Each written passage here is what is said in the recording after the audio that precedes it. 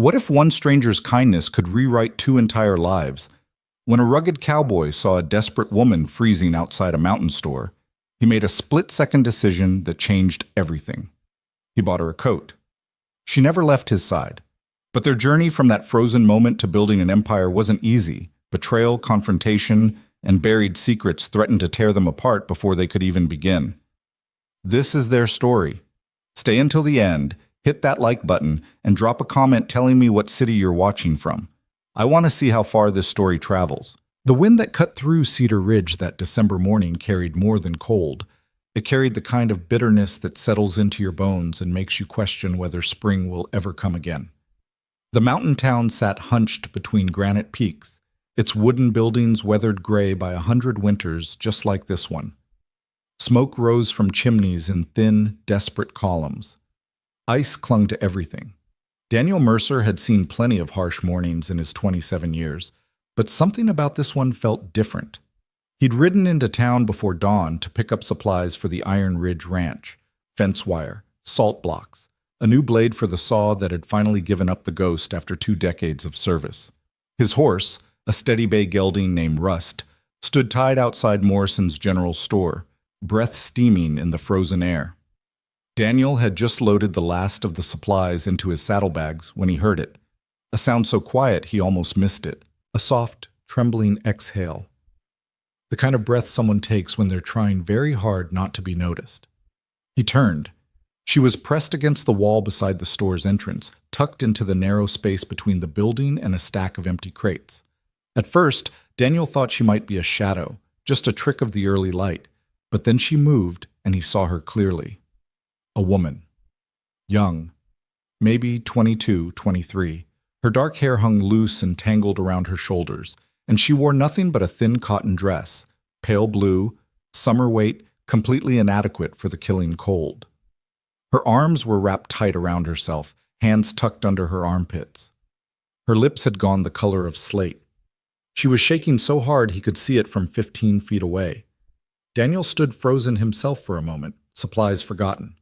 Around them, the few townspeople who were out this early walked past without a second glance. Mrs. Henderson, the banker's wife, actually stepped around the woman as if she were an obstacle, her face set in practiced indifference. 2 ranch hands Daniel recognized from the Triple Creek spread glanced over, muttered something to each other, and kept walking. Nobody stopped. Daniel felt something twist in his chest, something hot and uncomfortable that had nothing to do with the cold. He didn't know her name. Didn't know her story. Didn't know if she was local or passing through, whether she'd been there 10 minutes or 10 hours. None of that mattered. What mattered was simple and undeniable. She was freezing to death on a public street, and everyone was pretending not to see. Not him. Daniel turned on his heel and walked back into Morrison's. The store's interior hit him with a wall of warmth from the pot-bellied stove in the corner. Harvey Morrison stood behind the counter, counting change from the register. He looked up when Daniel entered, surprise crossing his weathered face. "Forget something, Mercer?" "Yeah," Daniel said, already moving toward the back wall where Morrison kept clothing and dry goods. "I need a coat." "You wearing one already?" Harvey pointed out, nodding at Daniel's own heavy sheepskin jacket. "Not for me." Daniel scanned the selection hanging from pegs along the wall. There wasn't much. Cedar Ridge wasn't exactly a fashion capital. But there, third from the left, hung a woman's wool coat. Deep crimson, heavy fabric, lined with what looked like flannel. It had probably been sitting there since last winter, maybe longer. Not many women in town could afford something that nice, and those who could usually ordered from catalogs. "How much for that red coat?" Harvey squinted at him, then at the coat. "The lady's winter wool? Let me check." He pulled out a ledger, ran his finger down a column of numbers. $8 even. $8. That was nearly a week's wages. Daniel didn't hesitate. He pulled the money from his pocket, the same money he'd been saving for a new saddle, the one with the deeper seat that didn't leave his back aching after a long day. He counted out 8 silver dollars onto the counter. Harvey's eyebrows climbed toward his hairline. "You buying a coat for $8 and you won't even tell me who it's for?" "Does it matter?" "I suppose not." Harvey took down the coat and folded it carefully. Your money spends same as anyone's. Daniel took the coat and walked back outside. She was still there, still shaking. If anything, she looked worse than before. Her face had gone beyond pale into something almost translucent. Her eyes were closed. Daniel wondered if she was even fully conscious. He crossed the distance between them in 4 long strides. "Miss," he said quietly. Her eyes snapped open, brown, wide, frightened. She flinched back against the wall, and Daniel saw her whole body tense, ready to run or fight, or both. He stopped immediately, holding both hands up, the coat draped over his forearm. "Easy," he said, keeping his voice low and steady, the same tone he used with spooked horses. "I'm not going to hurt you. You're freezing. I bought you this." He held out the coat. She stared at it like it might bite her. Then her eyes moved to his face, searching for something. A trap, maybe. A trick. Some hidden price she'd be expected to pay. Daniel understood that look. He'd seen it on animals that had been mistreated. That wariness that went bone deep. "It's yours," he said simply. "No strings, no expectations. You need it more than I need the money." For a long moment, she didn't move. The wind howled down the street, kicking up small tornadoes of snow and ice. Daniel could see her weighing it, calculating risks he couldn't begin to guess at. Then, slowly, she reached out. Her fingers were like ice when they brushed against his hand, taking the coat. She pulled it around her shoulders with movements that were clumsy with cold, and Daniel saw the exact moment the warmth hit her. Her eyes closed again, but this time it wasn't unconsciousness. It was relief so profound it almost looked like pain. "Thank you," she whispered. Her voice was rough, barely audible. Thank you." Daniel nodded. He should probably leave now. He'd done what needed doing. The woman had a coat. She'd be okay. He should get back on Rust and ride back to Iron Ridge before Walter started wondering where he'd gotten to. But he didn't move. "Have you eaten?" The question came out before he'd planned it. She opened her eyes again, and this time there was something different in them. Not just wariness, actual emotion, surprise maybe, or confusion that someone would ask. She started, then stopped, swallowed hard. "Not recently." "Come on." Daniel gestured toward the small restaurant 2 doors down, Emma's kitchen. "Let me buy you breakfast." "You've already—" "And I'm offering to do more. It's just breakfast. Hash and eggs, maybe some coffee. Then I'll leave you be if that's what you want." She looked at him for a long time. Daniel had the strange feeling she was seeing right through him, reading something in his face that he didn't know was written there. Finally, she nodded. They walked to Emma's kitchen in silence. Daniel noticed she moved stiffly, like someone whose muscles had locked up from the cold, or someone who was hurt. He held the door for her, and she stepped inside with obvious reluctance.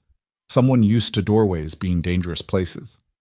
Emma Hayes, who'd been running the restaurant for as long as Daniel could remember, looked up from the griddle and took in the scene with sharp, knowing eyes.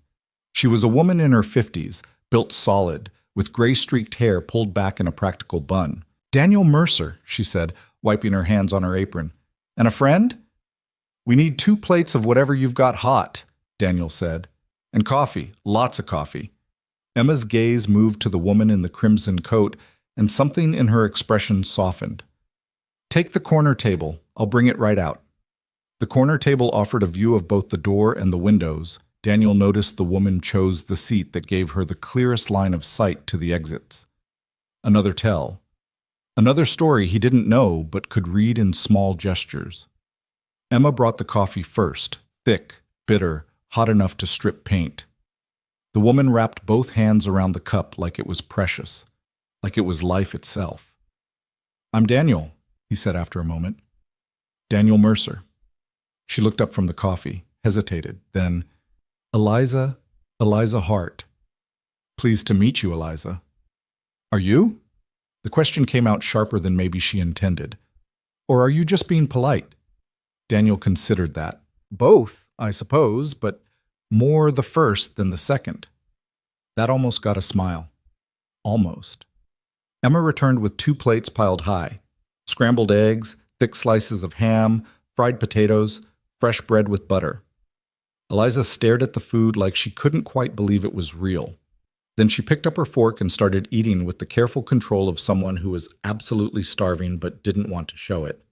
Daniel ate more slowly, watching her between bites.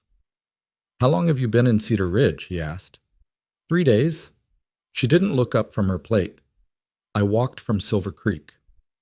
Silver Creek was 40 miles east, over rough terrain, in winter, in that thin dress. "That's a long walk," Daniel said carefully. It was necessary. He didn't push. Instead, he said, "You have family here? Friends?" "No." "Place to stay?" Her hand stilled on her fork. "Not exactly." "Where have you been sleeping?" Eliza set down the fork and met his eyes directly for the first time. There was steel there, under the exhaustion, pride that hadn't been broken, despite whatever she'd been through. "That's my concern," she said quietly. "You've been more than kind, Mr. Mercer, more than I had any right to expect. But I won't be anyone's charity case, and I won't be anyone's anything else." The last two words carried weight, implication. Daniel felt his face heat slightly. "I'm not asking for anything, Miss Hart. I'm just trying to figure out if you need help." "Why?" The question hung in the air between them. Why? Good question. Why had he turned around? Why had he spent $8, a week's wages, on a stranger's coat? Why was he sitting here buying breakfast for someone whose last name he'd learned 5 minutes ago? "Because you needed it," Daniel said finally, "and because I could help. That seems like reason enough." Eliza studied him for a long moment. Then, unexpectedly, her eyes grew bright. Not quite tears, but close. "I'm not used to that," she said softly. "To kindness without conditions." "Then you've been around the wrong people." "Apparently so." They finished the meal in more comfortable silence. When the plates were empty, Emma came by to refill their coffee. "You need anything else, honey?" she asked Eliza directly, her tone gentle. "No, ma'am." "Thank you. This was perfect." Emma nodded, patted Eliza's shoulder once, and moved on to other tables. Daniel pulled out his pocket watch. Nearly 8 o'clock. Walter would be wondering where he'd gotten to. The fence repairs weren't going to do themselves. "I have to head back to the ranch," he said. "But before I go, you need work?" Eliza's eyes widened. "What?" "Work. The ranch I work at, Iron Ridge, about 5 miles west of here. The owner, Walter Boone, he's been looking for a new cook since old Maggie retired last month. The hands have been taking turns at it, and let me tell you, cowboys shouldn't be allowed near a stove unsupervised." I can cook, but I don't know if—" "You can cook?" "Yes, but then come talk to Walter. Worst he can say is no. Best case, you've got a job and a place to stay. The cook's cabin is small, but it's warm and dry." Eliza looked down at her empty plate. Daniel could see her thinking, weighing options, calculating risks again. "Why are you doing this?" she asked without looking up. "Same reason as before. You need it, and I can help." "You don't know anything about me. I know you walked 40 miles in winter in a summer dress. I know you'd rather freeze than beg. I know you've got pride and grit, and those are worth more than a fancy resume." Daniel pushed back from the table and stood. "The offer's there. If you want it, I'll be out front with my horse. If you don't, then I wish you well, Miss Hart, truly." He paid Emma for both meals, collected his hat, and walked outside. Rust was waiting patiently, as always. Daniel untied the reins and checked the saddle, giving Eliza time to make her decision. He didn't look back at the restaurant. Didn't want to pressure her. 5 minutes passed. Then 10. He was just about to mount up when he heard the door open behind him. Eliza stepped out into the cold, the crimson coat wrapped tight around her. She walked up to him, lifted her chin, and said, "I'll work hard. I won't cause trouble. And I pay my own way. No charity." Daniel felt something loosen in his chest. "Fair enough. Can you ride?" "Not well." "Rust here is gentle. You can ride behind me. It's not far." She looked at the horse with obvious apprehension, but nodded. Daniel swung up into the saddle, then offered her his hand. She took it. Her grip was still cold, but stronger than before, and he pulled her up behind him. She settled awkwardly, clearly uncomfortable with the proximity. "You'll want to hold on," Daniel said. Roads are icy. After a moment's hesitation, her arms came around his waist. Light, tentative. Ready? As I'll ever be. Daniel clicked his tongue, and Russ started walking.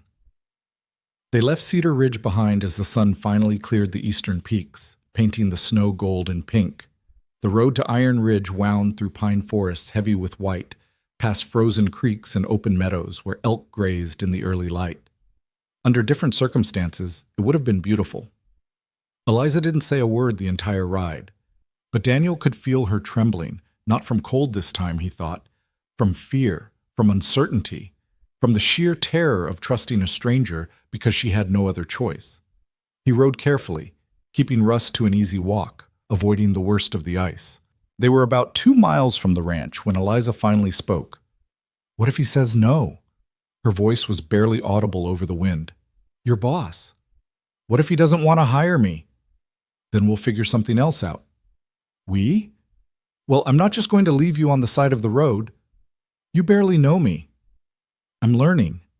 She was quiet for another moment. Then, I'm running from something.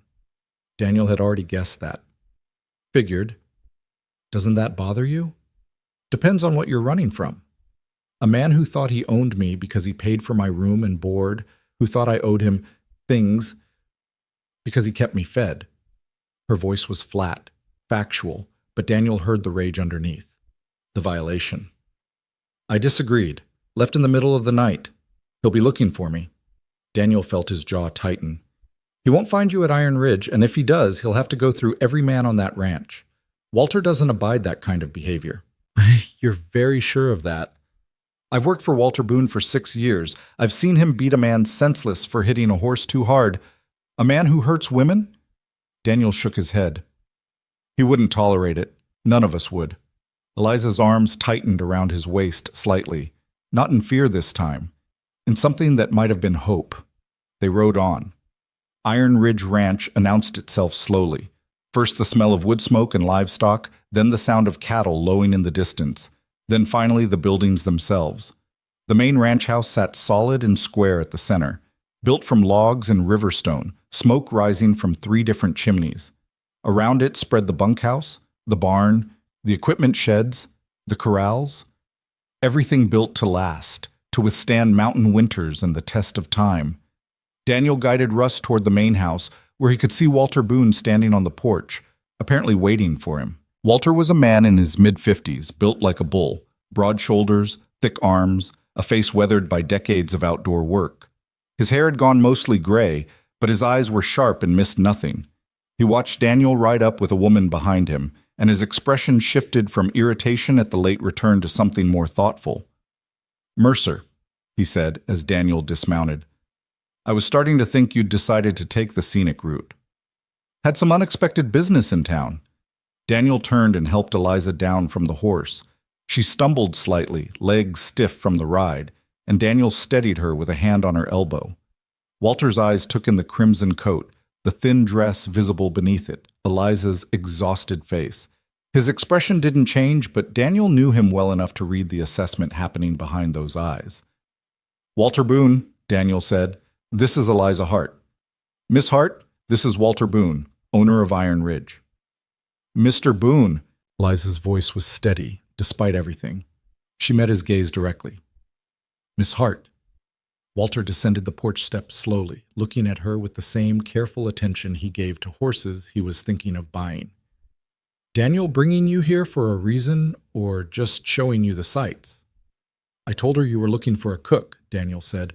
She can cook. She needs work. Seemed like it might be a good fit. Walter's eyes moved to Daniel, and there was something almost amused in them. Did you now? Yes, sir. And you can vouch for this young lady's character? I can vouch that she walked 40 miles in winter rather than accept circumstances she didn't choose. I'd say that speaks pretty well. Walter turned back to Eliza. You can cook? Yes, sir. How well? Well enough that you'll eat it twice and ask for more. That got a flicker of a smile from Walter. Confident. Honest. Difference between the two. He rubbed his jaw thoughtfully. Here's my problem, Miss Hart. I got 8 ranch hands who've been taking turns cooking for 2 months now, and they're about ready to murder each other over who burned the beans last. I need someone who can cook 3 squares a day for 10 people, keep the kitchen stocked and clean, and not cause drama. Can you do that? Yes, sir, I can. You got references? Eliza hesitated. No, sir. I left my last situation without proper notice. That a polite way of saying you ran? She lifted her chin. Yes, sir, it is. Walter studied her for a long moment. Then he said, Tell me something, Miss Hart. You run from the law or from a man? A man. He have a rightful claim on you? Husband, father? No, sir. No claim at all, rightful or otherwise. Walter nodded slowly. Then I don't see we have a problem. Here's what I'm offering. You cook dinner tonight. You cook breakfast tomorrow. If my men don't complain, and they will complain if you're no good, then you got yourself a job. $40 a month, plus room and board in the cook's cabin. Meals come out of the ranch supplies. 1 day off a week. Your choice, which one? You cause trouble, you're out. You steal, you're out. You don't pull your weight, you're out. That clear? Crystal clear, Mr. Boone. One more thing. You see that bunkhouse? He pointed to the long, low building across the yard. That's where the hands sleep. You don't go in there unless the building's on fire. They don't come in your cabin unless you invite them. Any man crosses that line, you tell me. I'll handle it. Understood? Yes, sir. Good.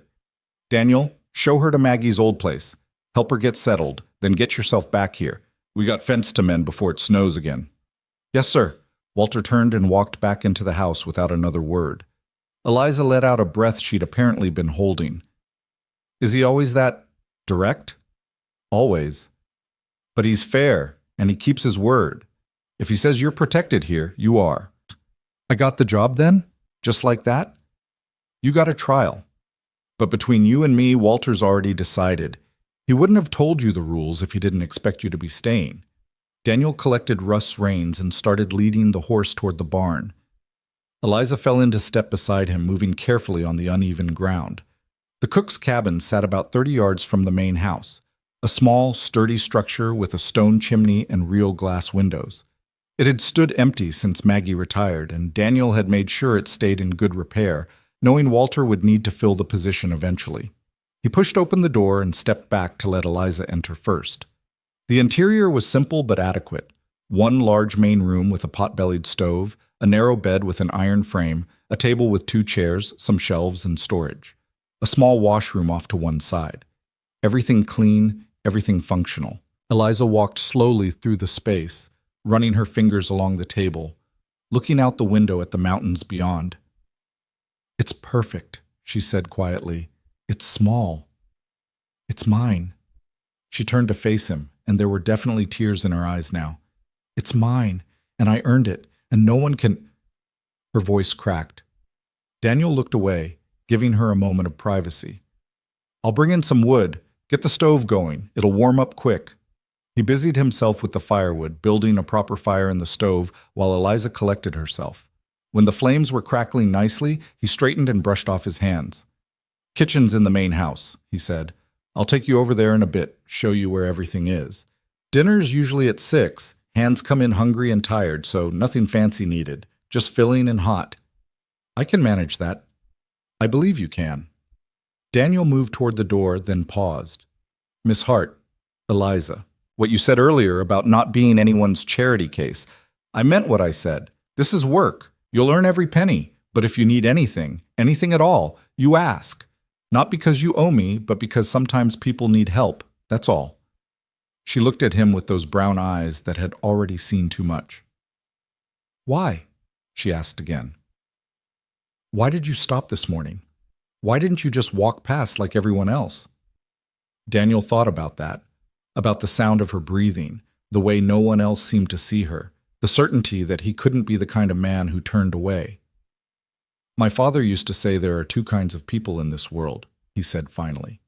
Those who see suffering and look away, and those who see it and can't. I guess I'm the second kind. That's a hard way to live. Maybe. but it's the only way I know how. He touched the brim of his hat and stepped outside, pulling the door closed behind him. The afternoon passed in hard physical work. Daniel rode the fence line with two other hands, replacing posts that had rotted, tightening wire that had gone slack. The work was cold and tedious, but it was also familiar, grounding. It gave him time to think. He thought about Eliza Hart and her summer dress, about the fear in her eyes when he'd first approached, about the steel underneath that fear, about the way she'd looked at the cabin like it was a palace instead of a one-room shack, about the man she'd run from and the 40 miles she'd walked to escape him. Daniel had grown up in Cedar Ridge, lived here all his life except for 2 years working ranches down in Colorado. He knew this place, knew its rhythms and its people. He knew the good ones and the bad ones and all the ones in between. He also knew that kindness was a choice, same as cruelty, and he'd made his choice. By the time 6 o'clock rolled around, Daniel and the other hands were cold, exhausted, and absolutely starving. They trudged into the main house, stamping snow from their boots, hanging coats on pegs by the door. The smell hit them before they even reached the dining room. Roasted chicken, fresh bread, something with onions and butter, the kind of smell that makes your stomach wake up and start demanding immediate attention. The hands looked at each other with something approaching religious wonder. "Is that real food?"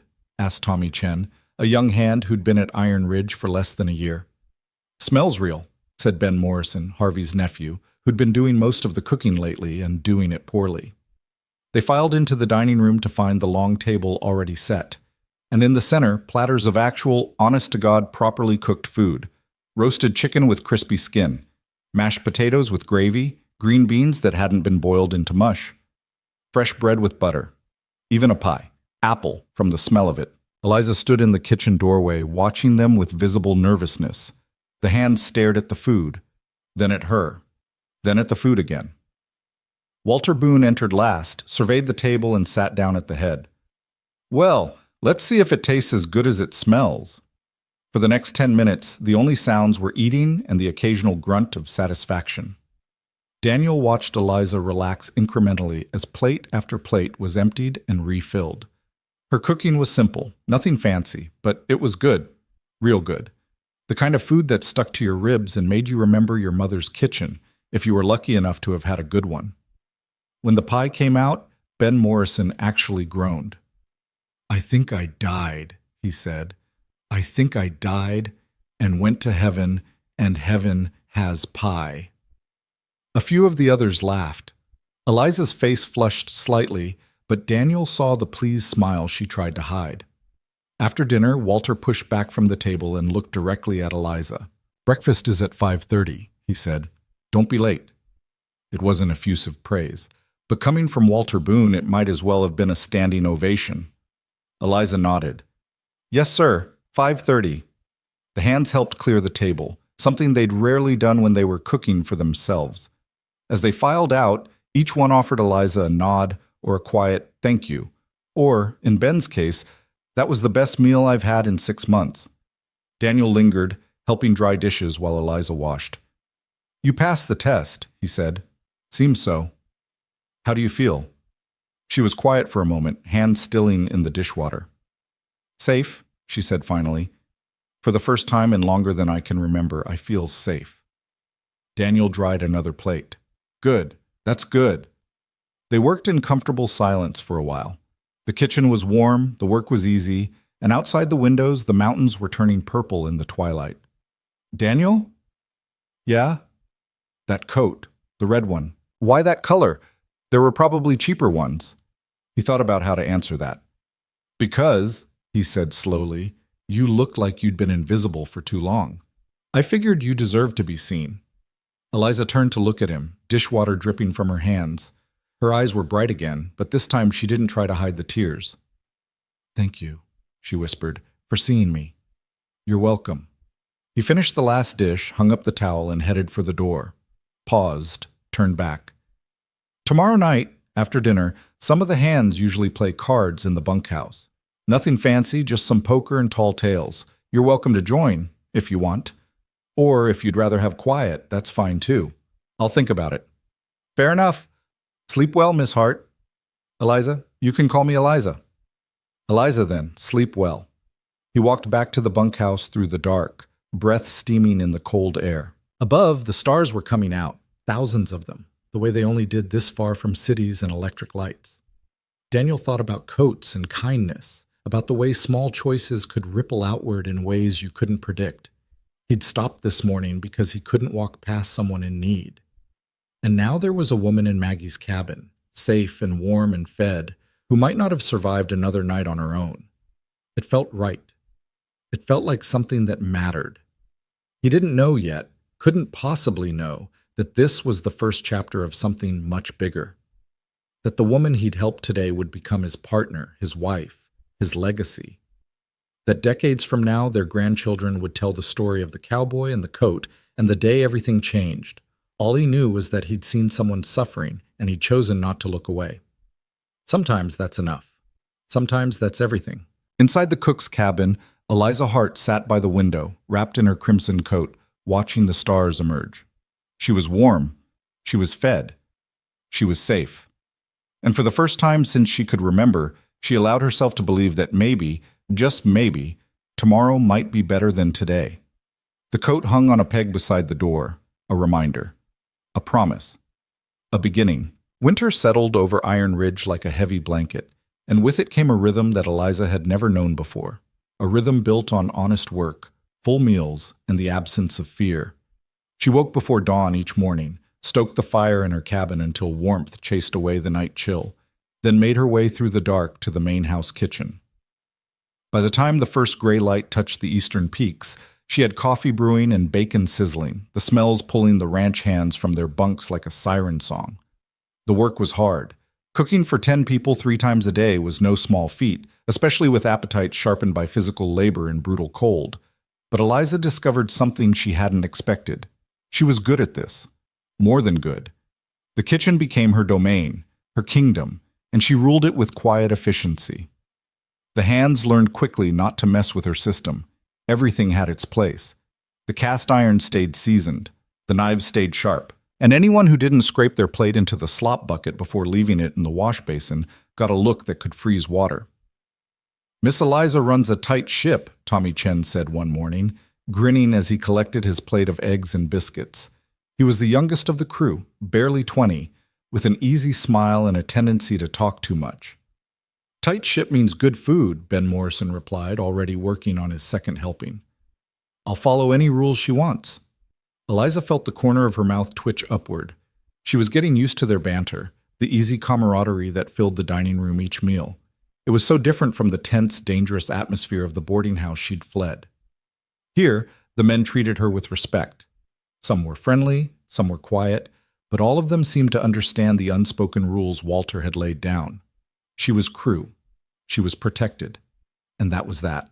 Daniel usually ate quickly and quietly, offering her a nod of thanks before heading out to whatever task Walter had assigned. But Eliza noticed things. The way he always made sure to compliment something specific about the meal. The way he'd started showing up at the woodpile behind her cabin every few days, restocking her supply without being asked. The way his eyes would find her across the room sometimes, checking to make sure she was okay. She told herself it didn't mean anything. He was just being kind, the way he'd been kind from the beginning. But late at night, alone in her cabin with the fire burning low, she found herself thinking about him more than was probably wise. 3 weeks into her employment, a blizzard hit. It started as light snow around midday, nothing unusual for January in the mountains, but by evening, the wind had picked up to a howl, and the snow was coming down so thick you couldn't see 10 feet. Walter called all the hands in early, not wanting anyone caught out in it. They gathered in the dining room for supper, stomping snow from their boots and shaking ice from their hats. The mood was good despite the weather. Storms meant a night off from outside work, a chance to rest and recover. Eliza had made beef stew, thick with vegetables and meat, and fresh cornbread still warm from the oven. The men ate with gusto, the conversation flowing easily. "This keeps up, we'll be snowed in for days," said Marcus Tate, the oldest hand on the ranch. He was in his 40s, weathered and quiet, with hands that bore the scars of a lifetime working cattle. "Seen it happen before. 89 winter, we couldn't get out for near 2 weeks. Long as Miss Eliza's cooking holds out, I ain't complaining, Ben said. Pantry's well stocked, Eliza assured them from the kitchen doorway. We could feed twice this number for a month if we needed to. See? We're in good hands. Tommy raised his coffee cup in a mock toast to Miss Eliza, who keeps us fed and functional. The others joined in, and Eliza felt warmth that had nothing to do with the stove. These men, rough, hard-working, often crude, had welcomed her without question, had trusted her on Walter's word and Daniel's recommendation, had given her a place when she'd had nowhere else to go. After dinner, as promised by the storm, most of the hands stayed in the main house rather than trudging through the blizzard to the bunkhouse. Someone produced a deck of cards. Someone else brought out a bottle of whiskey that Walter pretended not to see. You play poker, Miss Eliza? Tommy asked as they cleared a space at the table. I've played. Want in on a hand? She hesitated. In her old life, cards had been dangerous. Men who drank and gambled often became unpredictable. But this felt different, safe. Penny ante only, Walter said from his chair by the fire, apparently reading her hesitation. Anyone gets rowdy, I'll throw them out in the snow personally. In that case, Eliza said, deal me in. She pulled up a chair between Daniel and Marcus. The game was simple 5-card draw, nothing fancy. The stakes were indeed pennies, more about the competition than the money. Eliza had learned to play from her father before he died, before everything fell apart. She'd been good once. Turned out she still was. On the third hand, she bluffed Tommy out of a pot with nothing but a pair of threes. You hustling us, Miss Eliza? He complained good-naturedly. I'm playing cards, not my fault you can't read a bluff. Daniel laughed, a rare sound that transformed his usually serious face. She's got you there, Tommy. Whose side are you on? Truth's side, which means hers. The game continued, the conversation flowing around it. Stories were traded, tall tales about wild horses and wilder cattle drives, near misses with mountain lions. The winter-old Pete Jameson supposedly fought off a bear with nothing but a shovel. That's a lie and you know it, Marcus said. I'm just telling you what Pete told me. Pete couldn't fight off a determined chicken. Laughter filled the room. Outside, the storm raged, but inside there was warmth and light, and the kind of easy companionship that came from shared work and mutual respect. Eliza felt something loosen in her chest, something that had been tight and knotted for so long she'd forgotten it was there. She was laughing, actually laughing, without fear or calculation or wondering what it would cost her later. At some point, she looked up and found Daniel watching her, not the way some men watched, with hunger or entitlement, just watching, with something soft in his expression. Their eyes met, held.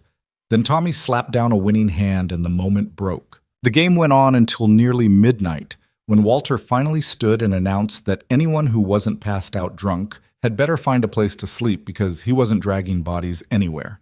The hands scattered, some to the bunkhouse, some to spare rooms in the main house. Eliza gathered her coat, preparing for the short walk to her cabin. I'll walk with you, Daniel said, appearing at her elbow. It's not far. It's a whiteout. You could get turned around in 10 steps. He was right. Eliza could barely see the porch railing through the snow. They stepped out into the storm together. The wind hit like a physical force, stealing breath and stinging exposed skin. Daniel took her arm, anchoring her against the gusts, and they pushed through the drifts toward her cabin. It took 5 minutes to cover 30 yards. By the time they reached her door, they were both covered in snow and breathing hard. You okay? Daniel had to shout over the wind. Fine. Thank you. He nodded, started to turn away. Daniel. She caught his sleeve. Do you want to come in? Just for a minute. Warm up before you go back. He hesitated, clearly weighing propriety against practical sense. The storm made the decision for him as a particularly vicious gust nearly knocked them both over. Just for a minute, he agreed. Inside, Eliza's cabin was blessedly warm. She'd banked the fire before dinner and it had kept the space comfortable. She quickly built it back up while Daniel stood awkwardly by the door, dripping snow onto the floor. Here, she handed him a towel. You're making a puddle. Sorry. Don't apologize. Just dry off before you freeze. They both shed their outer layers, hanging coats to dry by the stove. Daniel looked around the cabin, the first time he'd been inside since that first day. It had changed. Small touches everywhere spoke of Eliza making it hers. Curtains on the windows sewn from fabric she'd bought with her first wages. A few books on the shelf, borrowed from Walter's library. A small vase on the table with dried flowers someone had given her. "You've made it nice," Daniel said. "It's home." The word came out soft, almost wondering. "I never thought I'd have that again." "You deserve it." "Do I?" "Yes." Eliza moved to the small shelf where she kept a tea tin and 2 cups. "Tea? I know it's not what the hands drink, but tea sounds perfect." She prepared it carefully, the ritual giving her hands something to do while her mind raced. Having Daniel here, in her private space, felt significant somehow, dangerous maybe, but in a way that made her heart beat faster rather than with fear. They sat at her small table, cups warming their hands. "You were happy tonight," Daniel said after a moment. "At the card game. I saw it." "I was. I am." She looked down at her tea. "This place is... you people, you've given me something I didn't think existed anymore." "What's that?" "A life that's mine. Work I chose. People who don't want anything from me except honest labor." She paused. "It's more than I ever hoped for when I left Silver Creek." Daniel was quiet for a long moment. Then, "Can I ask you something?" "You can ask. I might not answer." "Fair enough." He turned his cup in his hand, studying it. "That man you ran from, the one in Silver Creek. What would he do if he found you?" Eliza felt ice slide down her spine. She'd been trying not to think about Victor, about his cold eyes and colder calculations, about the way he'd looked at her like she was property. "Try to take me back," she said quietly. "He's not the kind of man who lets things go, especially things he thinks belong to him." "You didn't belong to him." "He paid my room and board after my father died. In his mind, that made me his, to do with as he pleased." Her voice hardened. "I disagreed." "What was his name?" "Why?" "So I know who to hit if he shows up." Despite everything, that pulled a small smile from her. "Victor Hale. He was my cousin, actually. Distant relation. Took me in after the funeral, said it was family duty. But duty wasn't what he had in mind." "Did he hurt you?" The question was gentle, but Eliza heard the steel underneath. "He tried. Once. I broke his nose with a fireplace poker." She met Daniel's eyes. "That's when I left. I knew it would get worse if I stayed." Daniel's jaw was tight. "If he comes here, he won't. Silver Creek is 40 miles away. He doesn't know where I went, and even if he found out, he's too proud to chase after hired help. He'll find some other girl to torment. You're not just hired help." To him, that's all I'd ever be.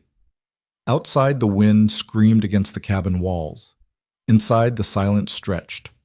"I should go," Daniel said finally. "Let you get some rest." But he didn't move. Neither did Eliza. "Why did you do it?" she asked softly. "That morning in town, why stop? Why care?" "I told you." "No, the real reason, not the noble answer you gave before. The truth." Daniel looked at her for a long time. His eyes were gray in the firelight, serious and steady. "Because," he said slowly, "when I saw you standing there, freezing and alone, all I could think was that someone should have cared sooner. Someone should have seen you hurting and done something about it before you had to run. And since no one else did, I was going to be the one who did. That's still noble. Maybe. Or maybe I'm just selfish." "Selfish?" "Yeah." His voice dropped lower. "Because from the moment I put that coat around your shoulders and saw the way you looked at me, like I'd given you the world instead of $8 of wool, I knew I was in trouble. Real trouble." Eliza's breath caught. "What kind of trouble?" "The kind where I think about you when I should be thinking about fence posts. Where I find excuses to check if you need firewood. Where I sit through card games just hoping to hear you laugh." He stood abruptly, shoving his chair back. "See? Selfish. I should go." "Daniel." He stopped at the door, one hand on the latch. Eliza stood, crossed the small space between them. Her heart was pounding so hard she could hear it. I think about you too, she said quietly. When I'm cooking, when I'm falling asleep, when I wake up and see that coat hanging by my door and remember that someone cared enough to stop. Eliza, I'm not asking for anything. I'm not ready for anything. I just needed you to know that you're not alone in this trouble. They stood inches apart, the air between them charged with possibility and restraint. Daniel lifted one hand slowly, giving her time to pull away. When she didn't, he tucked a strand of hair behind her ear, his calloused fingers gentle against her skin. When you're ready, he said softly, if you're ever ready, I'll be here. Then he pulled on his coat and stepped out into the storm. Eliza stood in the doorway, watching him disappear into the swirling white. Her fingers touched the place where his hand had been. Something had shifted tonight. Some line had been crossed, or at least acknowledged. She closed the door, leaned against it, and let herself smile. The storm lasted 3 days. Snow piled up in drifts that reached the eaves. The hands spent their time maintaining the animals, shoveling paths, and keeping the fires burning. Eliza cooked constantly, soups and stews and anything that could stretch to feed however many people ended up stranded at the ranch. On the second day, 2 travelers appeared at the door, half frozen from trying to make it to town. Walter took them in without question. By the 3rd day, there were 15 people at the ranch instead of 10. Eliza managed. She always managed. But she was aware, constantly, of Daniel. The way he'd appear to help carry heavy pots without being asked. The way he'd make sure she ate something herself, since she tended to forget in the rush of feeding everyone else. The way he'd catch her eye across a crowded room and smile. Small, private, just for her. Nothing happened. Nothing changed. But everything was different. When the storm finally broke and the travelers left with thanks and warm bellies, life returned to its regular rhythm. Except now, Eliza found herself looking forward to mealtimes in a way that had nothing to do with cooking. February came, then March. The snow began to melt. Mud season arrived, turning the ranch into a squelching mess that tracked into everything. Eliza had been at Iron Ridge for 3 months. She'd saved nearly all her wages, $40, a small fortune to her. She'd bought fabric and made herself 2 new dresses. She'd learned every hand's favorite meal and made sure to rotate through them. She'd become part of the ranch's machinery, as essential as the barn or the well. She'd also, despite her best efforts not to, fallen halfway in love with Daniel Mercer. It was small things. The way he always said please and thank you, the way he treated his horse with gentle respect, the way he'd stand up for anyone who needed it, regardless of personal cost. The way he looked at her like she was something precious instead of something useful. She tried to be practical about it. She was still healing, still learning to trust. And Daniel deserved someone whole, someone who didn't wake up some nights in a cold sweat, remembering hands that grabbed too hard and words that cut too deep. But her heart didn't care about practical. One evening in late March, after the dinner dishes were done, Daniel appeared at her cabin door. "Evening, Miss Eliza. We've established you can call me Eliza, you know." Habit. He shifted his weight, suddenly seeming uncertain. "You got a minute?" "Of course. Come in." He entered, hat in hands, looking more nervous than she'd ever seen him. "Is something wrong?" she asked. "No, maybe. I don't know." He took a breath. "There's a dance next week, in town, spring social. Most of the hands are going, and I thought, that is, if you wanted, maybe you'd like to go? With me?" Eliza's heart did something complicated in her chest. "A dance?" "Yeah, it's nothing fancy. Just the town hall and some music and people who've been cooped up all winter wanting to socialize. But there's usually decent food, and the company's not bad, and I thought you might enjoy getting away from the ranch for an evening." He was babbling. Daniel Mercer, who barely said 3 words most days, was babbling. It was adorable. "I'd like that," Eliza said. "I'd like that very much." The relief that crossed his face was almost comical. "Yeah? Really?" "Really, though I should warn you, I'm not much of a dancer." "That makes 2 of us. We'll figure it out together." After he left, Eliza sat down hard in her chair. A dance. With Daniel. In public, where everyone would see them together. It felt like a declaration, like stepping out of the shadows and into the light. It felt terrifying. It felt right. The The week passed in a blur of anticipation and nerves. Eliza finished a new dress, soft green cotton that brought out the color in her eyes. She practiced dancing steps in her cabin when no one was around, feeling foolish but determined not to embarrass Daniel. The other hands noticed the preparations and offered good-natured teasing. "Danny Boy's finally making his move," Ben said one morning over breakfast. "About time," Marcus added. "Been watching him moon over her for months." "I have not been mooning," Daniel protested, his ears going red. "Sure you haven't. That's why you check the kitchen every 10 minutes to see if she needs firewood." "The cabin needs firewood." "In July." The table erupted in laughter. Even Eliza smiled from the kitchen, though her own face felt warm. The day of the dance arrived clear and bright. Spring was finally asserting itself, crocuses pushing through the melting snow, birds returning to the pine trees, the air carrying that particular scent of earth waking up. Daniel borrowed Walter's wagon for the trip to town. He showed up at Eliza's cabin, freshly shaved, wearing what was clearly his best shirt and looking nervous enough to bolt. "You look beautiful," he said when she opened the door. "You clean up pretty well yourself." The ride to Cedar Ridge took an hour. They talked easily, about nothing and everything. Daniel told her about growing up in town, about his parents who died in an influenza outbreak when he was 19, about why he'd chosen ranch work over the mining that employed most men in the area. Eliza found herself sharing too. Small things at first. Her mother's recipes, her father's love of books, the way she'd once dreamed of being a teacher. "You could still do that," Daniel said. "What?" "Teach. You're smart. You're patient. You'd be good at it." "I didn't even finish school myself." "So, finish now. Walter's got books. I'm sure he'd let you borrow them." The idea settled into Eliza's mind like a seed. Maybe. Someday. They arrived in Cedar Ridge as the sun was setting, painting the sky in shades of orange and pink.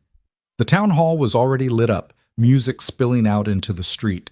People milled around outside, chatting and laughing. Daniel helped Eliza down from the wagon. His hand lingered on hers for just a moment longer than necessary. "Ready?" he asked. "Ready." They walked in together.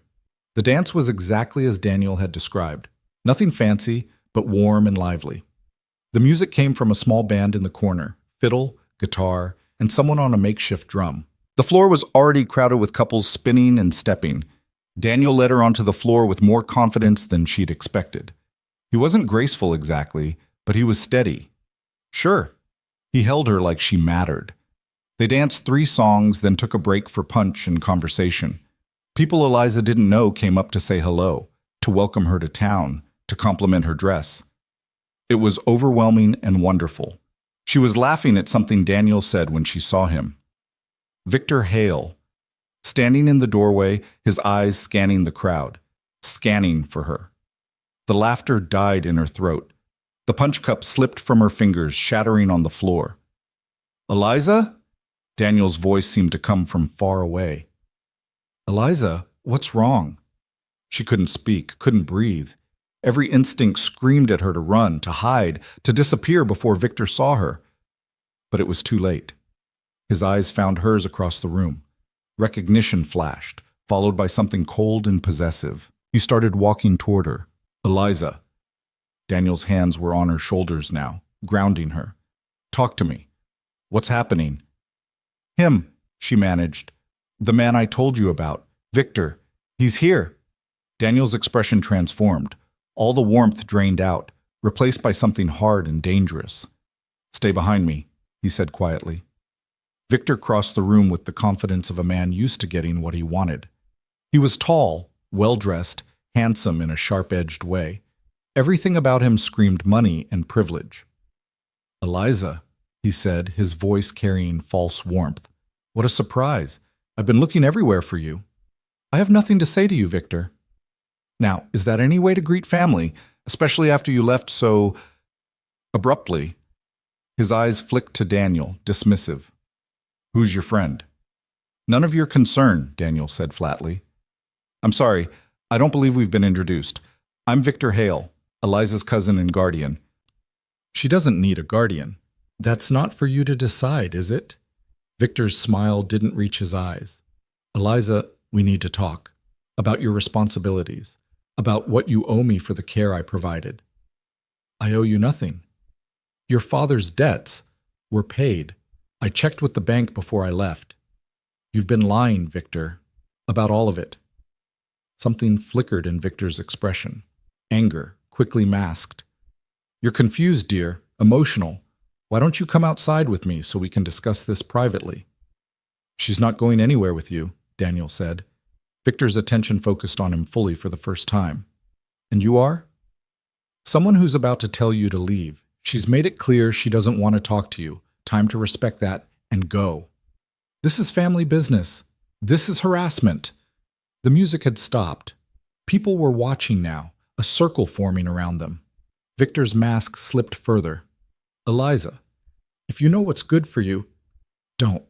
Her voice was stronger now, anger burning through the fear. Don't threaten me. Don't pretend you care.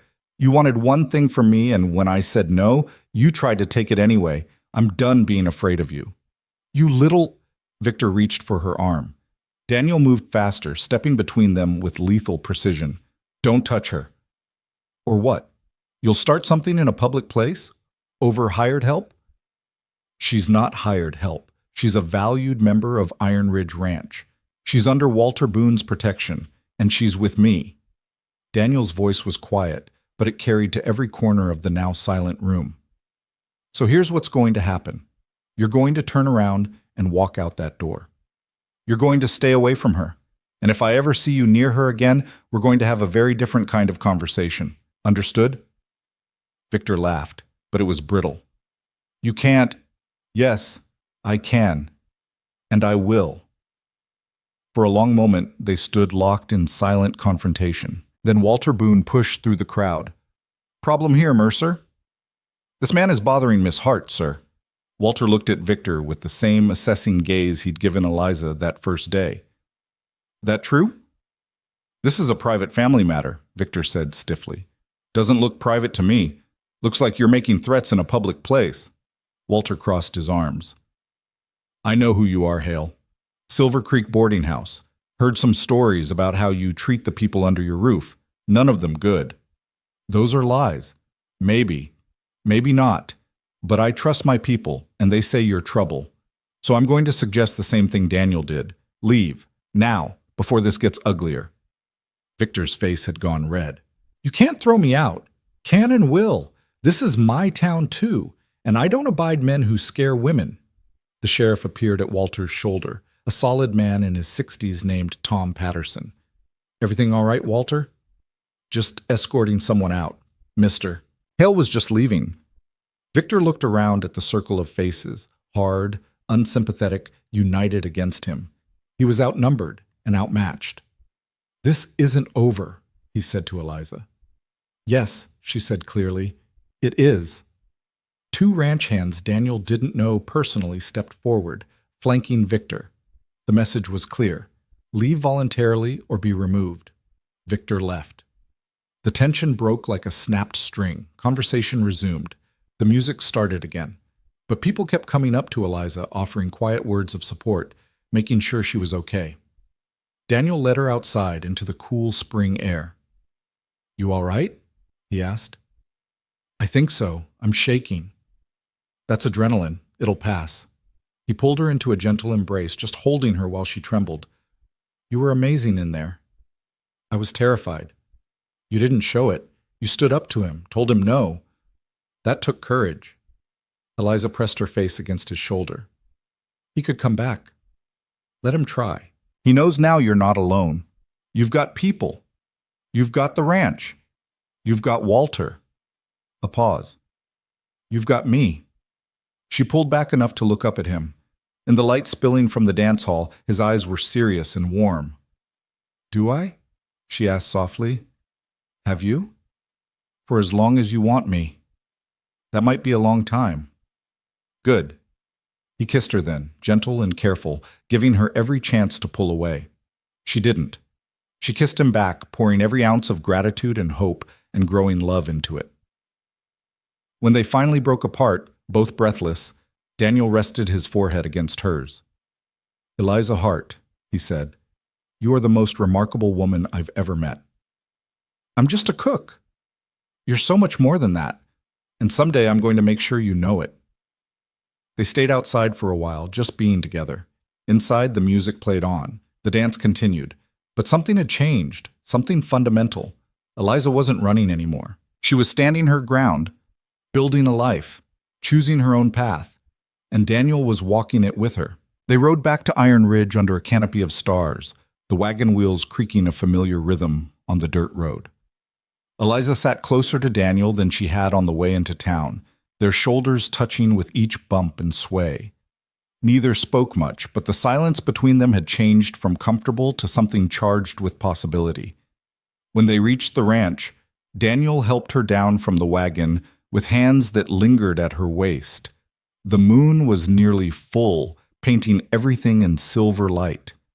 "Thank you," Eliza said softly, "for tonight, for standing up for me. You stood up for yourself, I just backed you up. Still, I don't know what I would have done if you hadn't been there." "You would have handled it. You're stronger than you think." He hesitated, then added, "But I'm glad I was there anyway." She rose on her toes and kissed his cheek, quick and light. "Good night, Daniel."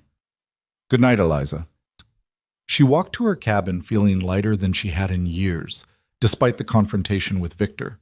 Or maybe because of it. She'd faced him, said no in front of witnesses, and he'd been the one who left. That night she slept deeply and without nightmares for the first time in memory. Spring unfurled across the mountains with aggressive beauty. Wildflowers carpeted the meadows in waves of purple and yellow. The creeks ran high with snowmelt, rushing and churning over rocks. Calves were born in the pastures, wobbly-legged and curious.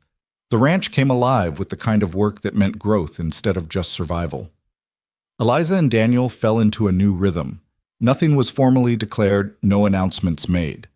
But everyone at the ranch understood that something had shifted between them. Daniel started taking his meals a little slower, staying to help with dishes more often.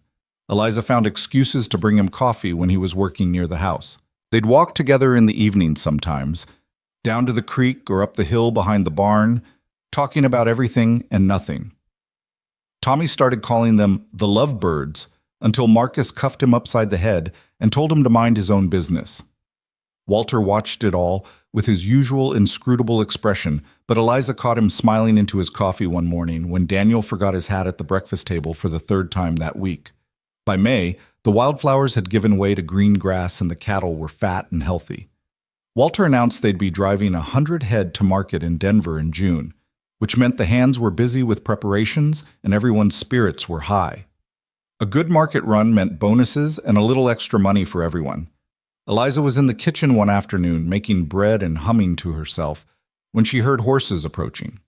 Not unusual, but something made her look out the window. 3 riders. Strangers, well-dressed, mounted on expensive horses. The lead rider was Victor Hale. Her blood went cold. She dropped the dough and ran to find Walter. He was in the barn with Daniel and Ben checking tack.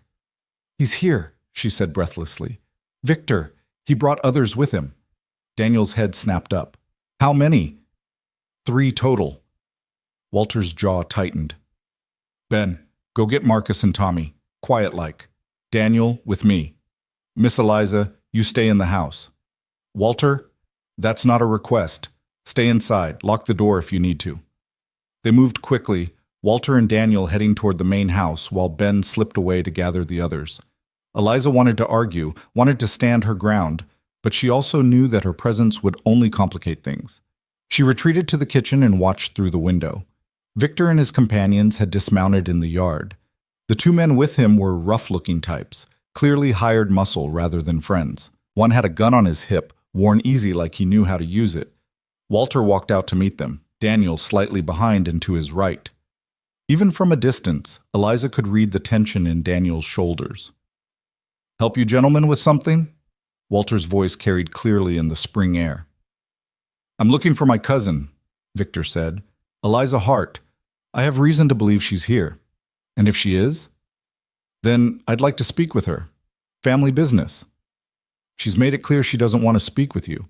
You were told that in town, in front of witnesses." Victor's smile was cold. I'm not asking permission. I'm informing you that I'll be taking her with me. She belongs in Silver Creek. She belongs exactly where she chooses to be, and she chose here. She's confused, emotional. She doesn't know what's best for her.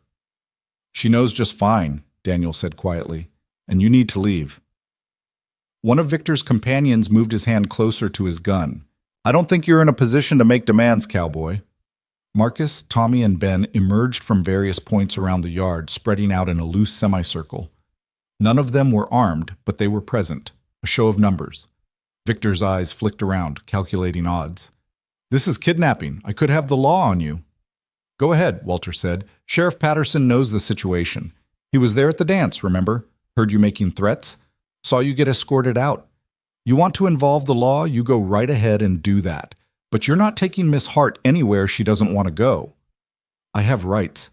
You have nothing, Eliza said. Everyone turned. She stood on the porch, hands clenched at her sides. Her heart was racing, but her voice was steady. I told you to stay inside, Walter said. I know, but this is my fight. She walked down the steps, forcing herself not to shake. Victor, you need to hear this clearly. I don't owe you anything. My father's debts were paid. I checked. You lied about that, just like you lied about caring for me out of family duty. You wanted something from me I wasn't willing to give, and when I said no, you tried to take it anyway. That's assault, Victor. That's the crime here. Not anything these people have done. Victor's face had gone red. You ungrateful little... Choose your next words carefully, Daniel said, his voice deadly quiet. The man with the gun shifted his weight. Boss, maybe we should... Shut up! Victor's control was slipping, the polished facade cracking. Eliza, if you don't come with me right now, I will ruin you. I will tell everyone in Silver Creek exactly what kind of woman you are. I will make sure you never work anywhere respectable again. Go ahead, tell them. I don't care what people in Silver Creek think of me. I have a home here. I have work. I have people who actually care about me, not what they can take from me. She took a step forward. You have no power over me anymore. None. And the sooner you accept that and leave, the better it will be for everyone. This is your last chance. No. This is yours. Leave now, while you still can, or I will go to Sheriff Patterson myself and file a formal complaint about what you tried to do to me, about how you grabbed me, how you tried to force yourself into my room, how you told me I owed you my body because you paid for my food. The silence that followed was absolute. Victor stared at her, something ugly and desperate in his eyes. Then he lunged forward, hand outstretched to grab her. He didn't make it 2 steps. Daniel hit him like a freight train, tackling him to the ground. They rolled in the dirt, Victor swinging wild, Daniel controlled and precise. One solid punch to Victor's jaw, and the fight went out of him. Victor's companions reached for their weapons. Marcus and Ben moved faster, grabbing arms, twisting wrists. The gun clattered to the ground. Enough! Walter's voice cracked like a whip. Everyone froze. Walter walked over to where Daniel had Victor pinned in the dirt. Mr. Hale, you've assaulted someone on my property, brought armed men onto my land, made threats against my employee. I'm within my rights to shoot you where you lay and call it defense. You understand that? Victor spat blood. You wouldn't dare. Try me. I'm a patient man, but my patience has limits. Walter nodded to Daniel. Let him up. Daniel released him slowly, ready to react if Victor tried anything else, but the fight had gone out of him. He climbed to his feet, brushing dirt from his expensive clothes. You're going to regret this, Victor said, but there was no heat in it now, just petulant anger. I doubt it. Now you and your friends are going to get on your horses and ride out. And you're not coming back. Not to Iron Ridge, not to Cedar Ridge, not anywhere near Miss Hart. Because if I hear you've been bothering her again, I won't be as pleasant as I was today. This isn't over. Yes, it is. Eliza's voice cut through his bluster. It's over because I'm done being afraid of you. I'm done letting you control any part of my life. You're nothing to me, Victor. Nothing but a bad memory I'm choosing to leave behind. Something in her words seemed to finally penetrate. Victor looked at her, really looked at her, and whatever he saw there made him flinch. He gestured sharply to his men. They collected their horses in silence. Before mounting, Victor turned back one last time. You think these people actually care about you? They're using you, just like everyone else. You'll see. No, Eliza said quietly. They're giving me a chance, something you never did. Victor rode out without another word, his hired men trailing behind. Everyone watched until they were out of sight, dust settling in their wake. Only then did Eliza's legs start to shake. Daniel was there immediately, steadying her. Easy. It's over. He's gone. He'll come back.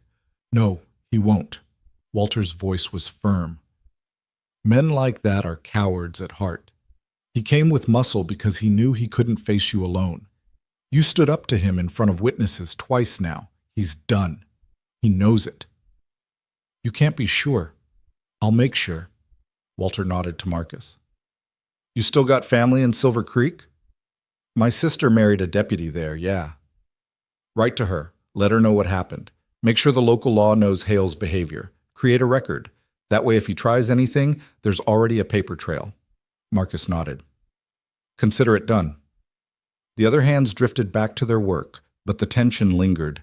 Eliza felt it in her shoulders, her jaw, the tight knot in her stomach. Come on, Daniel said gently.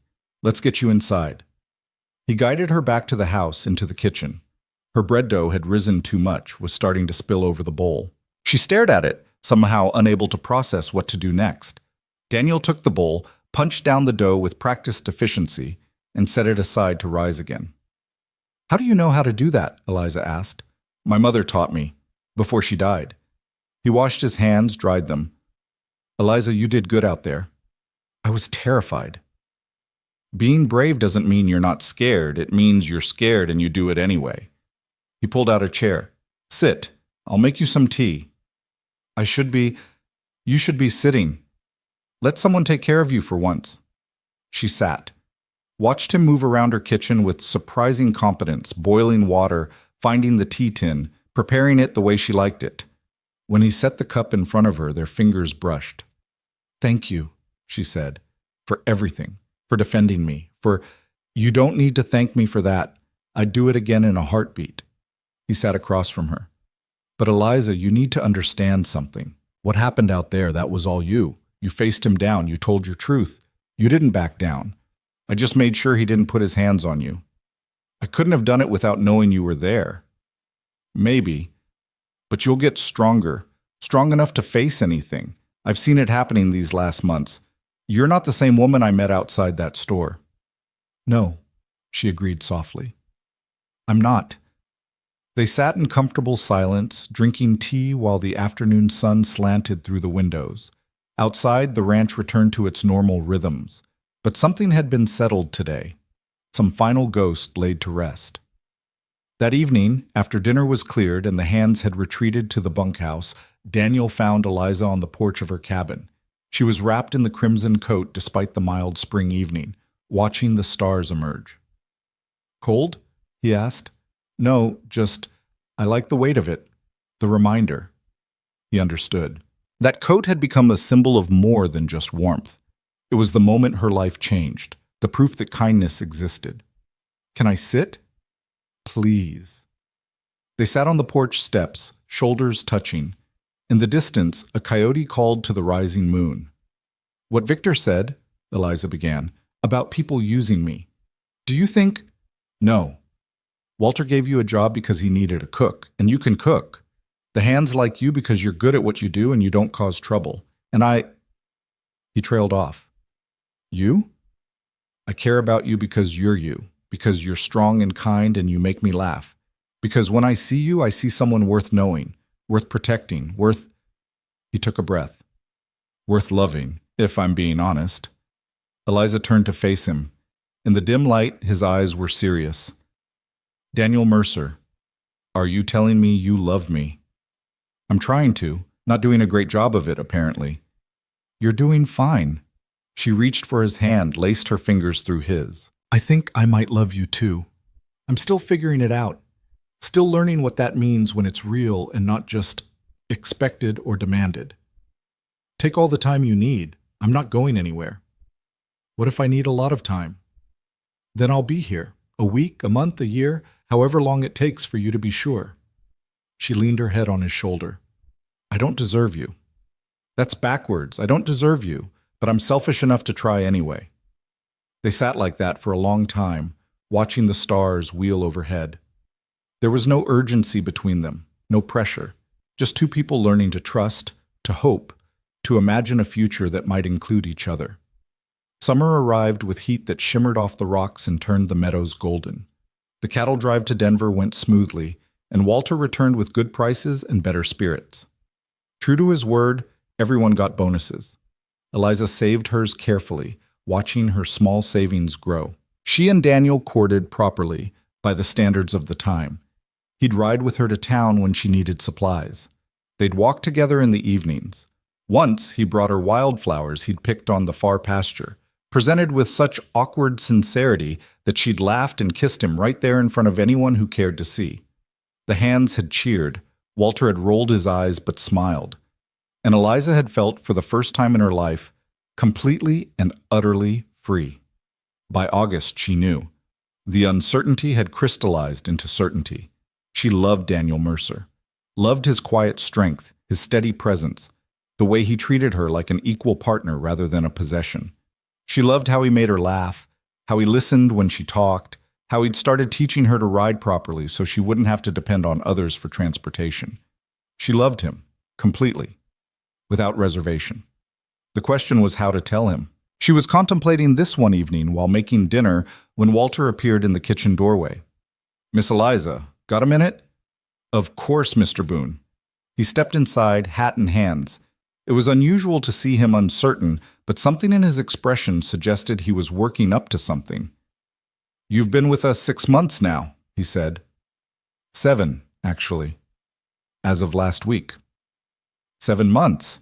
And in that time you've become part of this place. The ranch runs better with you here. The men are happier. Even the cattle seem calmer. A small smile. "That might be stretching it, but you understand my meaning." "Thank you. I'm glad to be here.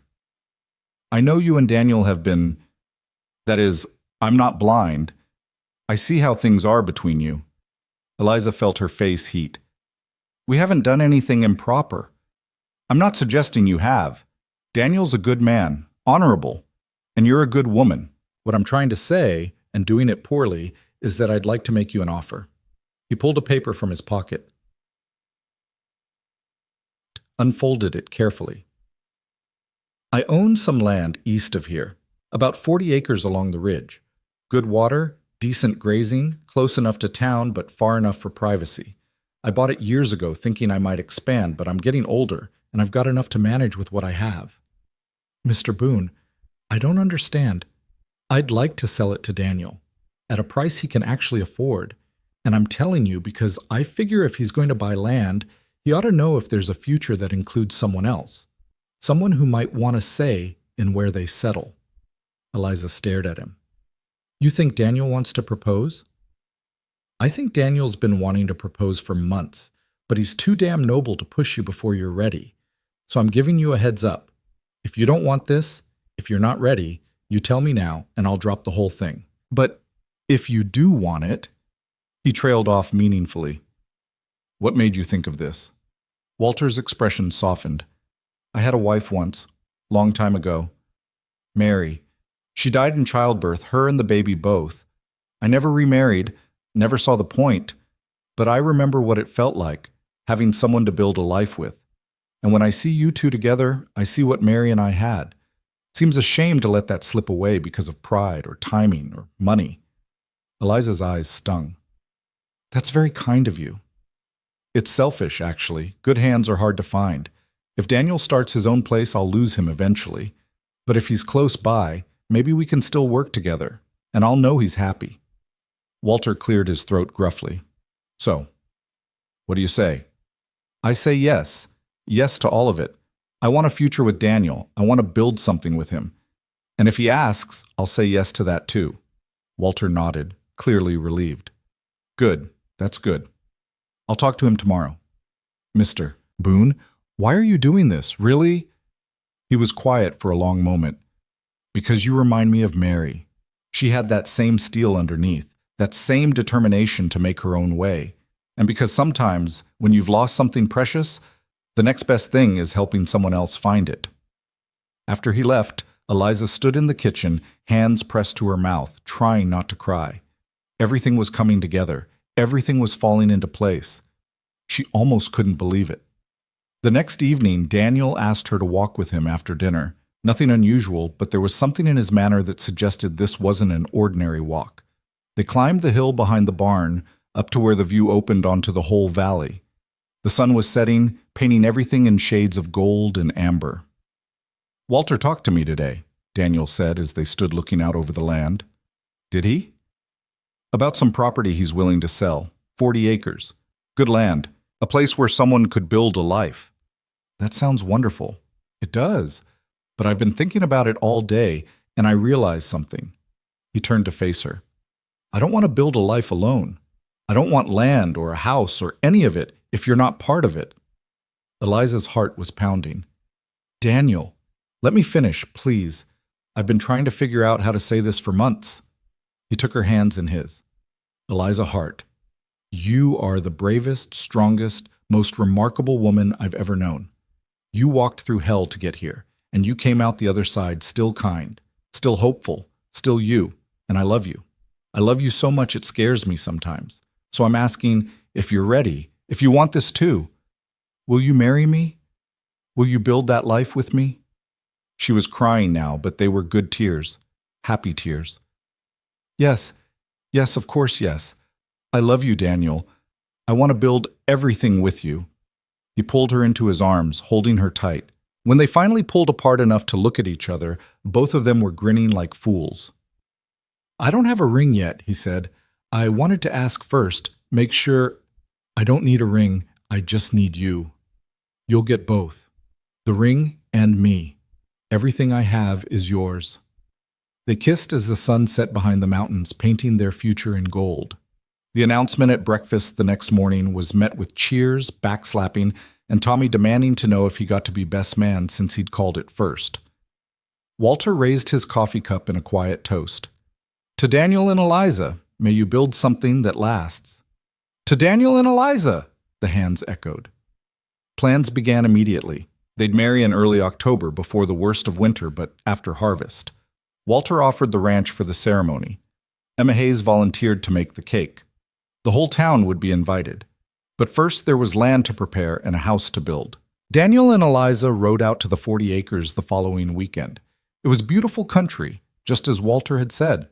Rolling meadows backed by pine forest, a creek running along the southern border, views of the mountains in every direction.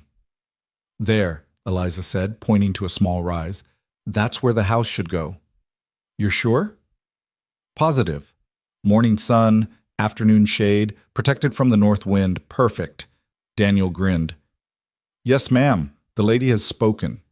They stood together on the land that would be theirs, planning and dreaming. A house with a real kitchen, room for children someday if they were blessed, space for animals and a garden and all the life they would build together. "Thank you," Eliza said softly. "For what?" "For stopping that day, for buying me a coat, for seeing me when everyone else looked away. Best decision I ever made. Mine too, choosing to trust you, choosing to stay, choosing this life." "You chose yourself first," Daniel said. "Everything else followed from that." He was right, Eliza realized. She had chosen, had claimed her own agency, her own worth. The code had been a beginning, but she'd walked the rest of the path herself. And now she was choosing again. Choosing love. Choosing partnership. Choosing a future she'd once thought impossible. The summer sun was warm on her shoulders. The man she loved stood beside her, and ahead, on land that would be theirs, she could almost see the house they'd build, the life they'd create. It was more than she'd ever dared to hope for, and it was only the beginning. The months between engagement and wedding passed in a blur of preparation and anticipation. Daniel worked every spare moment on the house, rising before dawn to put in hours at Iron Ridge, then heading to their land to build until darkness made it impossible to see. The other hands helped when they could, raising walls and framing the roof, turning raw lumber into the skeleton of a home. Eliza watched it take shape with wonder. She'd spent her entire life in spaces that belonged to other people, places where she existed on sufferance or obligation. This house, small as it was, would be hers. Theirs. Built by hands that loved her, on land they'd chosen together. She continued cooking at the ranch, saving every penny of her wages. Walter had been more than generous with the land price, but there were still supplies needed, furniture to buy or build, 100 small expenses that added up. She kept a careful ledger, tracking every dollar, planning for the future with the same precision she brought to managing the ranch kitchen. "You're going to wear that pencil down to nothing," Emma Hayes said one afternoon in late August. Eliza had come to town to order fabric for her wedding dress, and Emma had insisted on tea afterward. "I just want to make sure we're prepared, that we don't get caught short." "Honey, you could have $1,000 in the bank and you'd still worry about being caught short. That's what happens when you've known real want." Emma poured more tea. "But you need to let yourself enjoy this too. You're getting married. You're building a life. That's cause for celebration, not just careful planning." Eliza smiled. "I am enjoying it, I promise. It's just still hard to believe it's real sometimes." "I know that feeling. When I first opened the restaurant, I'd wake up every morning certain someone was going to come tell me it was all a mistake." Emma leaned forward. "But it wasn't a mistake, and neither is this. You and Daniel, you're solid. Anyone with eyes can see it. He's building me a house. He's building you both a home. There's a difference." The distinction mattered more than Eliza could articulate. A house was shelter. A home was belonging. And for someone who'd spent so long without either, the difference was everything. By September, the house had walls and a roof and actual windows. Daniel had splurged on glass panes instead of oiled paper, wanting Eliza to have light and views. The kitchen was taking shape with a proper stove he'd bought used from a family moving back east. There was a main room with a stone fireplace, a bedroom, and a small loft that could serve as storage or, someday, a child's room. "It's not fancy," Daniel said as he showed her the latest progress. "Not like the houses in town with their gingerbread trim and painted shutters, but it's solid. It'll keep out the weather, and we can add on as we need to." "It's perfect," Eliza said, running her hand along the doorframe he'd just hung. "Absolutely perfect." "You keep saying that. I think you might be biased." "I'm not biased. I'm in love. There's a difference." He pulled her close, kissing her forehead. 2 weeks until we're married. 13 days. I've been counting." "Me too." They stood in the empty house, holding each other, imagining the life that would fill these rooms. Meals at the table Daniel was building, evenings by the fire, mornings waking up together, children, maybe, if they were blessed. Years stacking on years, building something that would outlast them both. "I got you something," Daniel said, pulling back slightly. "For the wedding. Well, for after the wedding, technically." "Daniel, you didn't need to. I wanted to." He pulled a small box from his pocket, handed it to her. Inside was a ring, simple gold band, no stones or decoration, but polished to a warm shine. "It was my mother's," he said quietly. "The only thing I kept after she died. I had it sized for you. Emma helped me guess at your measurement." Eliza's vision blurred with tears. "Daniel, I can't take your mother's ring." "Yes, you can. She'd want you to have it. She'd want it to be worn by someone loved, not sitting in a drawer. And you are loved, Eliza. So loved." She slipped it on. It fit perfectly, settling on her finger like it had always belonged there. "Thank you," she whispered. "I'll take care of it. I promise." "I know you will. You take care of everything you're given, including me." The wedding was set for October 8th, a Saturday. The whole week before, the ranch buzzed with preparation. Walter had declared the day a holiday, giving everyone time off to help or attend. Emma was orchestrating the food with military precision. The town hall had been reserved. Even the weather seemed to be cooperating, providing clear blue skies and temperatures that were crisp but not cold. Eliza's dress was simple ivory cotton, but Emma had helped her embroider delicate flowers along the hem and cuffs. It fit beautifully, made her feel like someone worth looking at. The night before the wedding, tradition dictated that Daniel sleep at the ranch while Eliza stayed in her cabin. She lay awake for hours, too excited to sleep, watching moonlight paint patterns on her walls. Tomorrow, she would marry Daniel Mercer. Tomorrow, her life would change again, but this time by choice, this time into something beautiful. She thought about the woman she'd been, pressed against that wall in the cold, certain she'd die unnoticed and unmourned. That woman felt like someone else now, someone she'd left behind like an old coat. The crimson coat hung on its peg, visible in the moonlight. She'd never gotten rid of it, never would. It was a reminder of where she'd been and how far she'd come. Tomorrow she'd wear ivory and flowers, but she'd never forget the red. The morning dawned clear and golden. Eliza woke to Emma knocking on her door, arms full of flowers and what looked like half the contents of her restaurant kitchen. "Up, up," Emma commanded. "We've got a wedding to prepare for and only 6 hours to do it." "The wedding isn't until 2, which means we're already behind. Come on, let's get you fed and beautiful, though honestly you're already halfway there." The next few hours passed in a whirlwind. Emma did her hair, pinning it up in a style that was elegant but simple. Someone had picked wildflowers, and they wove them through the arrangement. The dress went on carefully, buttoned up the back by Emma's steady hands. When Eliza finally looked at herself in the small mirror, she barely recognized the woman looking back. She looked happy, hopeful, like someone who believed in the future. "Oh, honey," Emma said, her own eyes wet. "You're beautiful.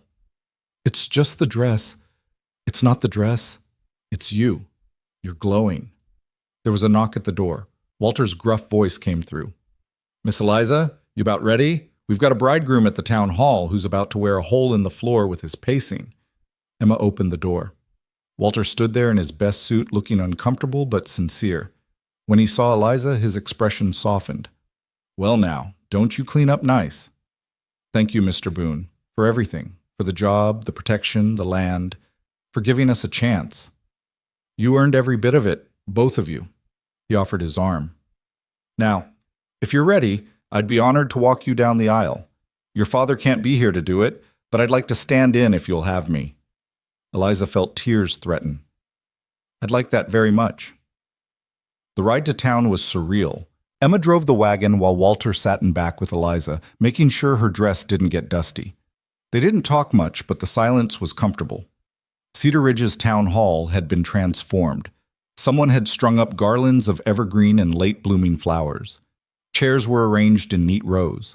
It seemed like half the town had turned out, faces Eliza recognized from the store, the restaurant, the dance. These were her people now, her community. Daniel stood at the front with the minister, Tommy beside him as best man. When the doors opened and he saw Eliza, his whole face transformed. The nervousness disappeared, replaced by pure joy. Walter walked her down the aisle with measured steps. When they reached the front, he placed Eliza's hand in Daniel's and stepped back. "Take care of her," Walter said quietly. "With my life," Daniel replied. The ceremony itself was simple. Traditional vows exchanged with voices that shook slightly with emotion. Daniel's hands were steady as he slipped the ring onto her finger, the gold band settling next to his mother's ring. Eliza's hands trembled as she placed a matching band on his. "I now pronounce you husband and wife. Daniel, you may kiss your bride." Daniel cupped her face gently, kissed her with a tenderness that made her heart ache. The room erupted in applause and cheers. They were married. Actually, legally, permanently married. Eliza was no longer alone in the world. She had a partner, a husband, a future. The reception that followed was loud and joyful. Emma's food was spectacular. Someone produced a fiddle and people danced. Eliza danced with Daniel, then with Walter, then with each of the ranch hands who worked up the courage to ask. She laughed until her sides hurt, ate cake until she was stuffed, and felt more purely happy than she could ever remember being. As the sun began to set, Daniel leaned close and whispered, "Ready to go home?" Home. Their home. Yes, absolutely yes. They said their goodbyes amid a shower of rice and well wishes. Someone had decorated the wagon with ribbons. The ride to their land took 20 minutes, but it felt both endless and instantaneous. The house stood silhouetted against the darkening sky. Daniel had been here earlier, she realized. Smoke rose from the chimney. Light glowed in the windows. He helped her down from the wagon, then surprised her by sweeping her up in his arms. "What are you doing?" "Carrying my wife across the threshold. It's tradition." "I can walk." "I know you can, but humor me." He carried her inside and Eliza gasped. The house had been transformed. Someone, probably Emma, with help from the hands, had furnished it. The table was set with dishes and linens. The bed in the bedroom was made with a beautiful quilt. Candles burned on every surface, filling the space with warm light. Daniel set her down gently. "Welcome home, Mrs. Mercer." Mrs. Mercer. She was Mrs. Mercer now. "It's beautiful," she breathed. "How did you—" Had help.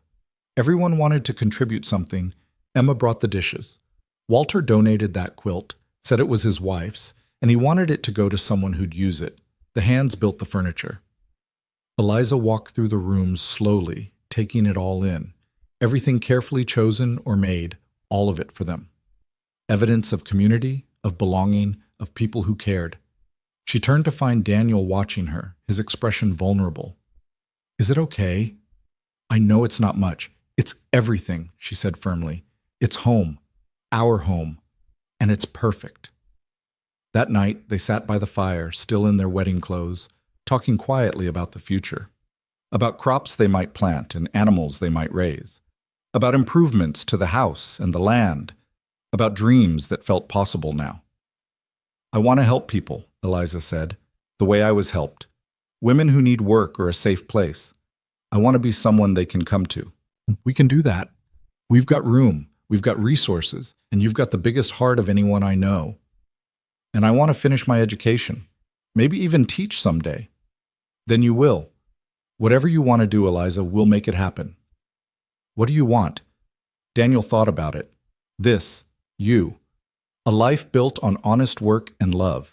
Kids, if we're blessed. To be the kind of man my father was, the kind of husband my mother deserved." He paused.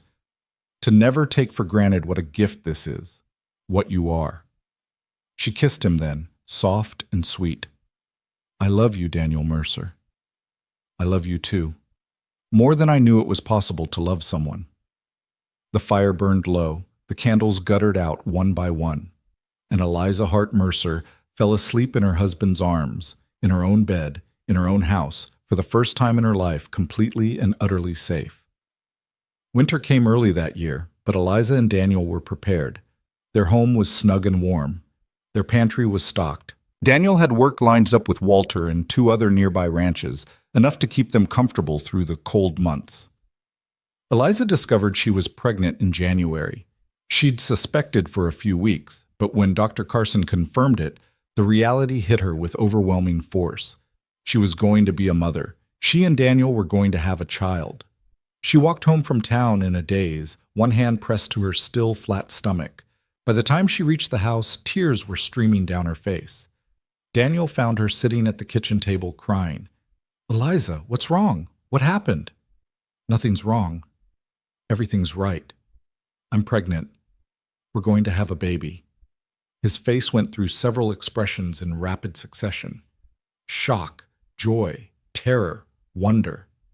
He knelt beside her chair, taking her hands. "Are you sure?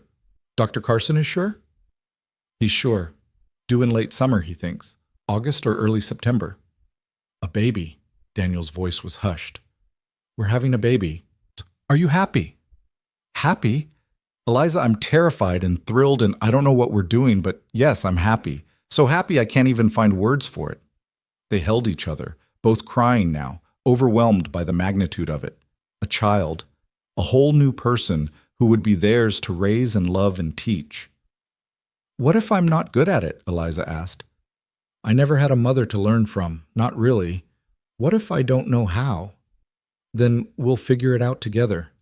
We'll make mistakes, probably, but we'll love this baby with everything we have. That's got to count for something." "What if something goes wrong, like with Walter's wife?" Daniel's arms tightened around her. "We'll get Dr. Carson. We'll be careful. We'll do everything right. And we'll hope. That's all anyone can do." The pregnancy progressed normally through winter and into spring. Eliza continued working at Iron Ridge for a while, though Walter insisted she take it easier, bringing in a young woman from town to help with the heavier tasks. By June, her belly was unmistakable, and Daniel worried constantly. "You shouldn't be on your feet so much." "I'm pregnant, not dying. Women have been doing this forever." "Not my woman, not my baby." "Your woman is fine. Your baby is fine. Stop fussing. But she loved that he fussed, loved that he cared, that he worried, that he made sure she had everything she needed. He'd already built a cradle, sanded smooth and perfect. They'd started collecting baby things, small clothes and blankets, and all the necessities. Emma threw her a party in July, inviting every woman in town. They brought gifts and advice and stories that were both reassuring and terrifying. Eliza accepted it all with grace, filing away the useful information and ignoring the horror stories. She was ready as anyone could be. The baby came on a sweltering August night 2 weeks earlier than expected. Eliza woke to pain that took her breath away, gripping Daniel's arm. It's time. He was up instantly, pulling on clothes, his face pale in the lamplight. I'll get Dr. Carson. Emma said to fetch her too. Don't move. Don't do anything. I'll be back as fast as I can. Daniel, I'm not going to... But he was already gone, racing into the night. Emma arrived first, taking charge with brisk efficiency. She got Eliza into a clean nightgown, changed the bedding, boiled water, and talked in a steady stream that was more comforting than any silence could have been. Dr. Carson arrived 20 minutes later, medical bag in hand. Daniel tried to follow him into the bedroom, but Emma physically blocked the door. You wait out there. This is women's work now. That's my wife, and she'll be fine. But you pacing and panicking won't help. Go, boil more water, stay close in case we need you, but stay out. The labor lasted 8 hours.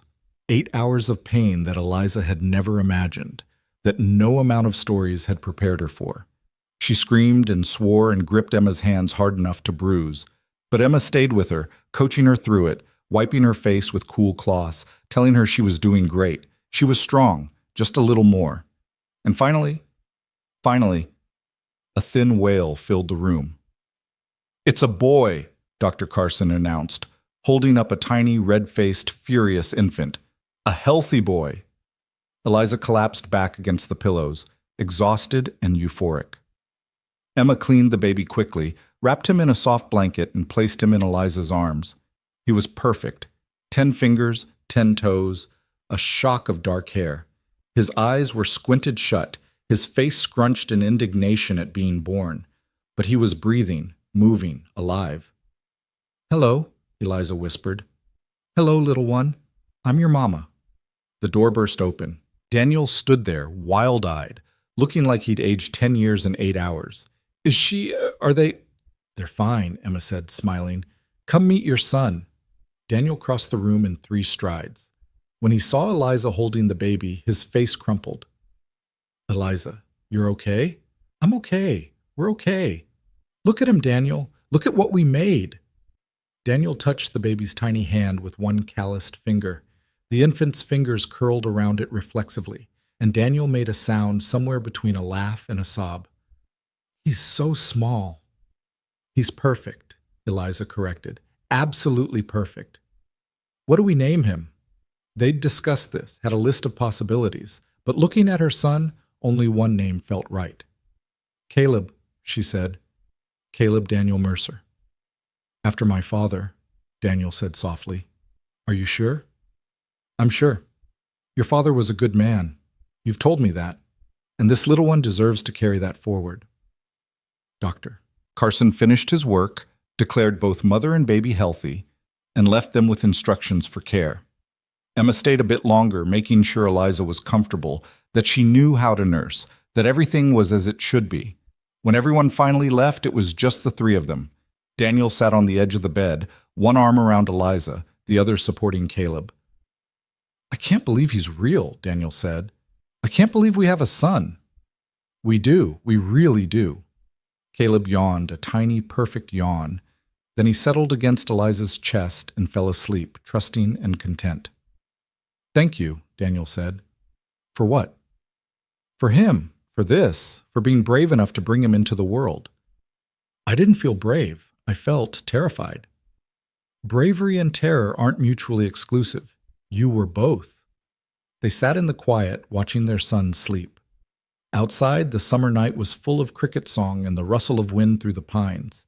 Inside, their family was complete. The years that followed brought changes and growth. Caleb thrived, going from infant to toddler to a small boy with his father's quiet nature and his mother's determination.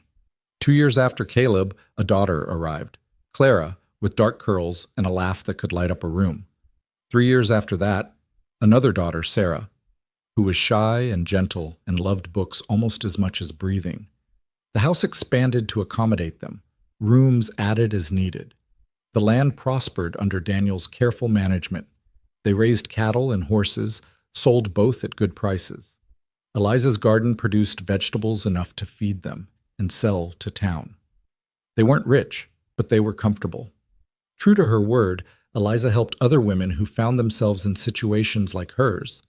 Over the years, several young women stayed in the Mercer household, working and healing and finding their feet before moving on to their own lives. Some stayed in touch. Some disappeared into their new futures. All of them left knowing they'd been valued.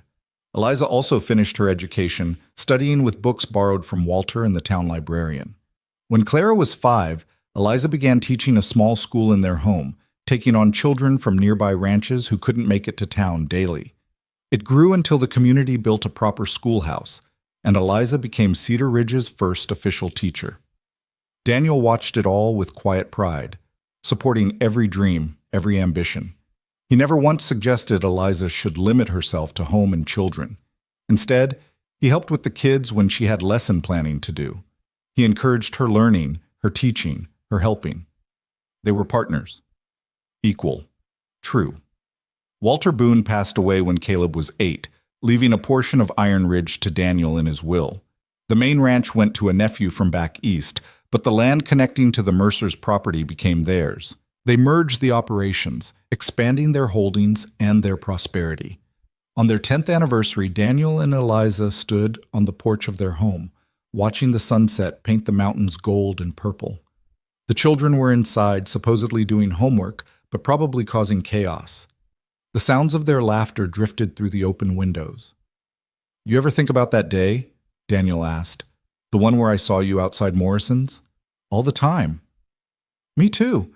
I think about how close I came to just walking past, how easy it would have been to mind my own business." "But you didn't." "No, I didn't, and it changed everything." Eliza leaned against him.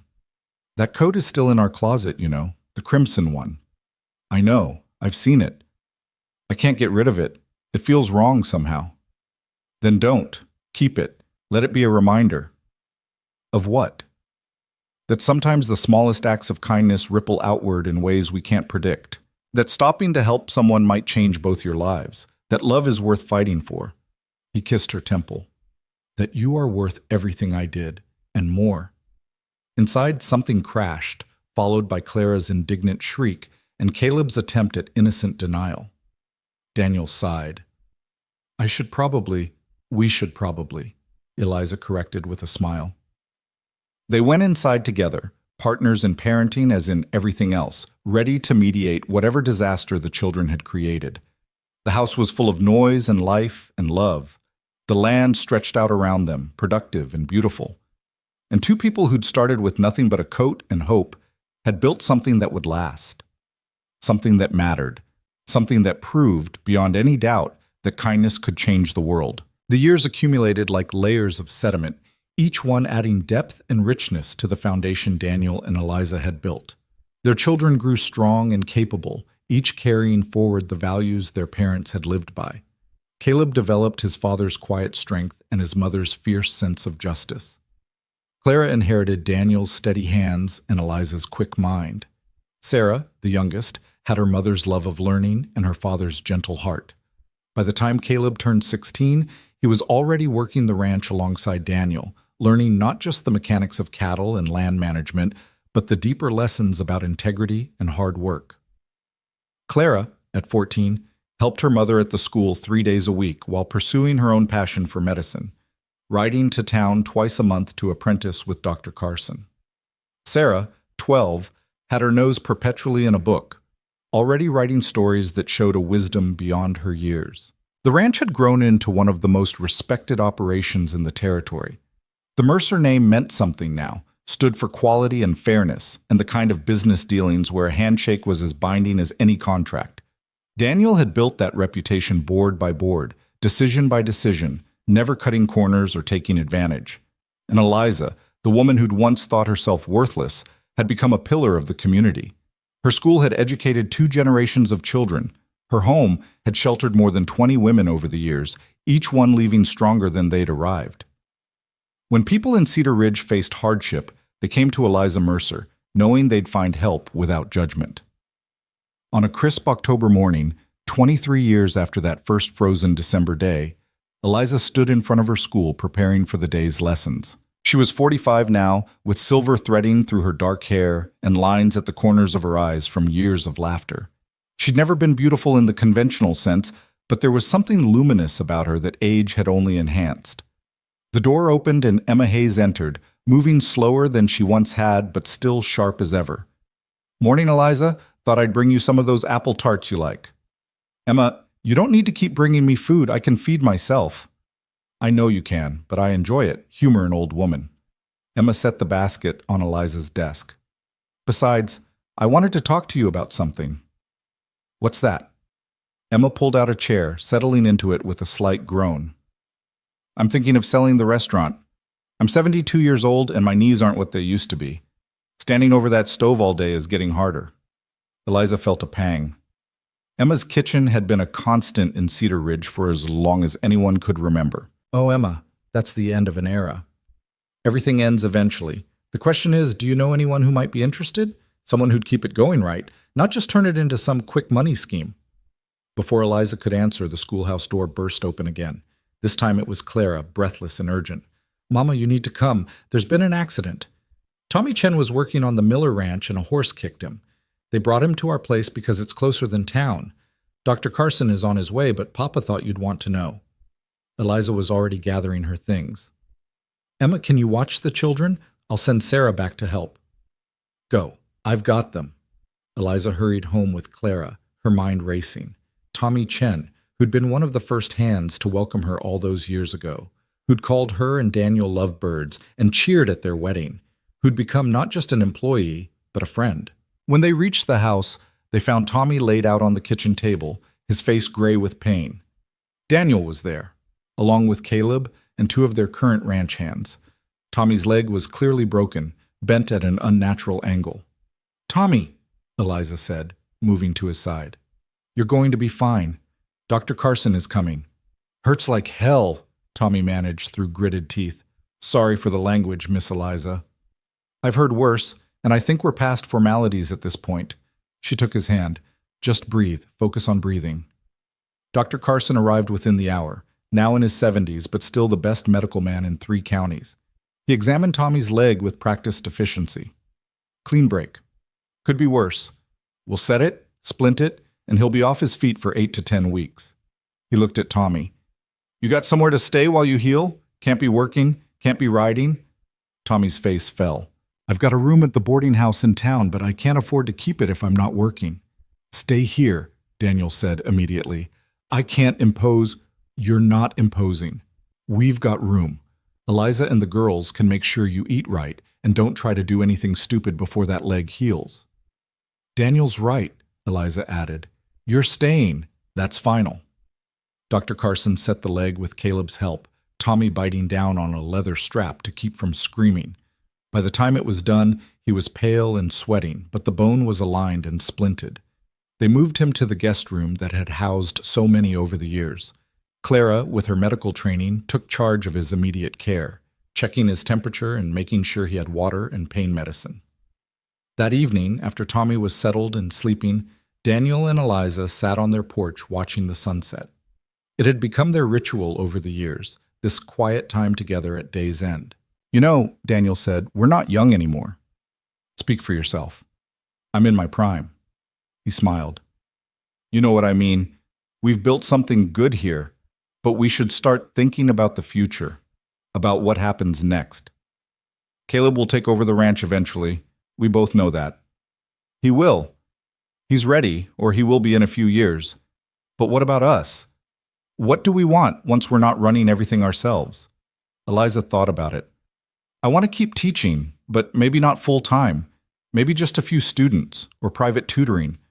I want to write down some of what I've learned, pass it on somehow, and I want to spend time with our grandchildren when they come.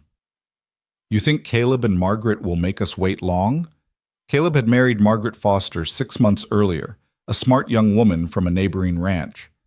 I think we'll have our first grandchild within the year, Eliza predicted. She was right. The following spring, Margaret gave birth to a daughter they named Eliza May, and holding her tiny namesake, Eliza felt the circle complete in a way she hadn't expected.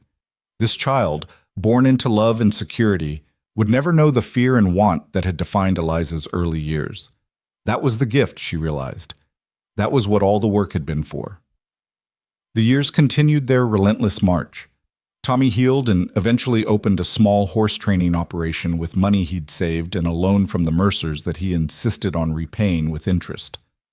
Clara finished her medical training and took over Dr. Carson's practice when he finally retired. Sarah published her first book of stories to surprising acclaim. Caleb and Margaret had 3 more children, filling the ranch with the sound of young voices again. Emma sold her restaurant to a young couple from back east who'd fallen in love with Cedar Ridge. True to form, she stayed on for a year to teach them everything she knew, then finally, truly retired. And Daniel and Eliza settled into a rhythm that was both new and familiar. They still worked, but not with the desperate intensity of their younger years. They could afford to slow down, to enjoy what they'd built. On their 30th anniversary, their children threw them a party that seemed to include half the territory. People Eliza had taught as children came with their own children. Women she'd helped over the years brought their families. Ranch hands past and present gathered to celebrate the couple who'd treated them like family. Quite a turnout, Daniel observed, watching the crowd mill around their yard. We've touched a lot of lives, Eliza said. You've touched a lot of lives. I just came along for the ride. That's not true, and you know it. We did this together. Marcus Tate, now in his 70s and long retired, approached with a glass raised. A toast to Daniel and Eliza Mercer, who proved that good people doing good work can build something that lasts. To Daniel and Eliza, the crowd echoed. Later that night, after everyone had left and the house was clean, Daniel and Eliza walked down to the creek that bordered their property. The moon was full, painting everything in silver light. Do you ever think about her? Daniel asked. The woman you were that day I found you? Sometimes. She feels like someone else now, someone I used to be. She was brave, walking away from Victor, even though she had nowhere to go. That took courage. I didn't feel brave. I felt desperate. Sometimes they're the same thing. Daniel picked up a smooth stone, turned it over in his hands. I think about him sometimes too. The man I was, working for wages, saving for a saddle, just going through the motions. Then I saw you and everything changed. Do you regret it? Spending that money on the coat instead of the saddle? Best $8 I ever spent. Changed my whole life. Mine too. They stood in comfortable silence, listening to the water move over rocks. 30 years of marriage, of partnership, of building something from nothing. It hadn't always been easy. There'd been lean years and sick children and droughts that tested their resolve, but they'd weathered it all together. I love you, Eliza said softly, in case I don't say it enough. You say it all the time, and I love you too. More now than even that first day, if that's possible. It's possible. Love grows if you tend it right, like anything else worth having. The following decade brought both joy and sorrow. Emma Hayes passed away peacefully in her sleep at 83, leaving the town she'd fed for 60 years. The funeral was standing room only, and Eliza spoke about the woman who'd shown her kindness when she needed it most, who'd become a second mother in all the ways that mattered. Dr. Carson followed 2 years later with Clara at his bedside. He'd trained her well, and the transition of his practice to her hands had been seamless, but his loss still hit hard. He delivered all 3 of Eliza's children, had been there for countless emergencies, had become part of the fabric of their lives. Marcus Tate died in his sleep one winter night, and Ben Morrison was thrown from a horse the following spring, breaking his neck. The generation that had welcomed Eliza to Iron Ridge all those years ago was passing, leaving holes that could never quite be filled. But there were joys too. More grandchildren arrived, 9 in total, each one a blessing. The ranch continued to prosper under Caleb's management. Sarah's second book won a prestigious award. Clara was named the Territorial Medical Association's Physician of the Year. And through it all, Daniel and Eliza remained constants. They aged together gracefully, their hair going silver, their bodies slowing, but their partnership as strong as ever. On a September afternoon, 45 years after that first meeting, Daniel was working on repairing a fence when he felt a sharp pain in his chest. He sat down hard, trying to catch his breath. Caleb found him there 10 minutes later and immediately sent for Clara. By the time she arrived, Daniel was in bed, pale and struggling. "Your heart," Clara said after examining him. "It's strained. You need to rest. Complete rest, Papa. No more fence repairs. No more heavy lifting. I'm fine. You're not fine. And if you don't listen to me, you won't be around to meet your 10th grandchild." That stopped him. "Margaret's expecting again?" "She told me yesterday, but she wanted to wait to tell you until she was sure." Daniel looked at Eliza, who sat beside the bed holding his hand. "Another grandchild. Another reason to take care of yourself," Eliza said firmly. "You heard Clara. Rest means rest." He did rest, though it chafed. Over the following weeks, his strength slowly returned, but it was clear that age had caught up with him. He was 68, had worked hard his entire life, and his body was demanding retirement. "I'm not ready to be old," he grumbled one morning. "Too bad. It's happening anyway," Eliza replied, though her tone was gentle. She was 66 herself, still teaching a few students, but mostly spending her time with grandchildren and writing a memoir she wasn't sure anyone would want to read. They adjusted. Caleb took over all ranch operations completely. Daniel became an advisor, a consultant, someone the younger generation could come to for wisdom, but who no longer bore the daily burden of management. It was strange at first, having so much time, but they filled it. Long walks, reading together in the evenings, teaching the grandchildren to ride and fish and garden, telling stories about the old days when Cedar Ridge was smaller and wilder and people like Walter Boone and Emma Hayes walked the streets. One December morning, 50 years to the day after Daniel had bought that coat, Eliza woke to find snow falling softly outside their window. She lay there watching it, thinking about time and memory and how far they'd come. "What are you thinking about?" Daniel's voice was rough with sleep. "That it's been 50 years. 50 years since you saw me outside Morrison's." He was quiet for a moment, then, "Best day of my life." "Well, tied with the day we married and the days each of our children were born. I want to go to town, to Morrison's. I want to see where it all started." "In the snow?" "Especially in the snow. That's how it was, remember? Cold and snow and me freezing to death." "You're not freezing to death now. You're in a warm bed with a man who loves you. Come with me anyway." They dressed warmly and rode to town in the wagon, moving slowly through the snow. Cedar Ridge had grown over the decades, but the core remained the same. Morrison's General Store still stood on the same corner, though Harvey Morrison had been gone for 20 years and his grandson ran it now. Eliza stood outside, looking at the wall where she'd pressed herself all those years ago. It seemed smaller now, less imposing, or maybe she was just bigger, stronger. "I was so scared," she said quietly, "so certain I was going to die. And then you turned around." "I almost didn't," Daniel admitted. "I had my hand on Russ's reins, was about to mount up. Then I heard you breathing, and I just couldn't walk away." "What made you turn back?" "I don't know. Conscience, maybe. Or fate. Or just basic human decency that so many others seemed to lack that day." He put his arm around her. "But I'm glad I did. Me too." They went into the store, warm and bright and full of goods. Young Morrison recognized them and came over immediately. "Mr. and Mrs. Mercer, what brings you out in this weather?" "Anniversary of sorts," Daniel said. "This is where we met, 50 years ago today." 50 years? That's remarkable. Congratulations." Young Morrison looked genuinely pleased. "My grandfather used to tell the story about the cowboy who bought a coat for a stranger and ended up marrying her.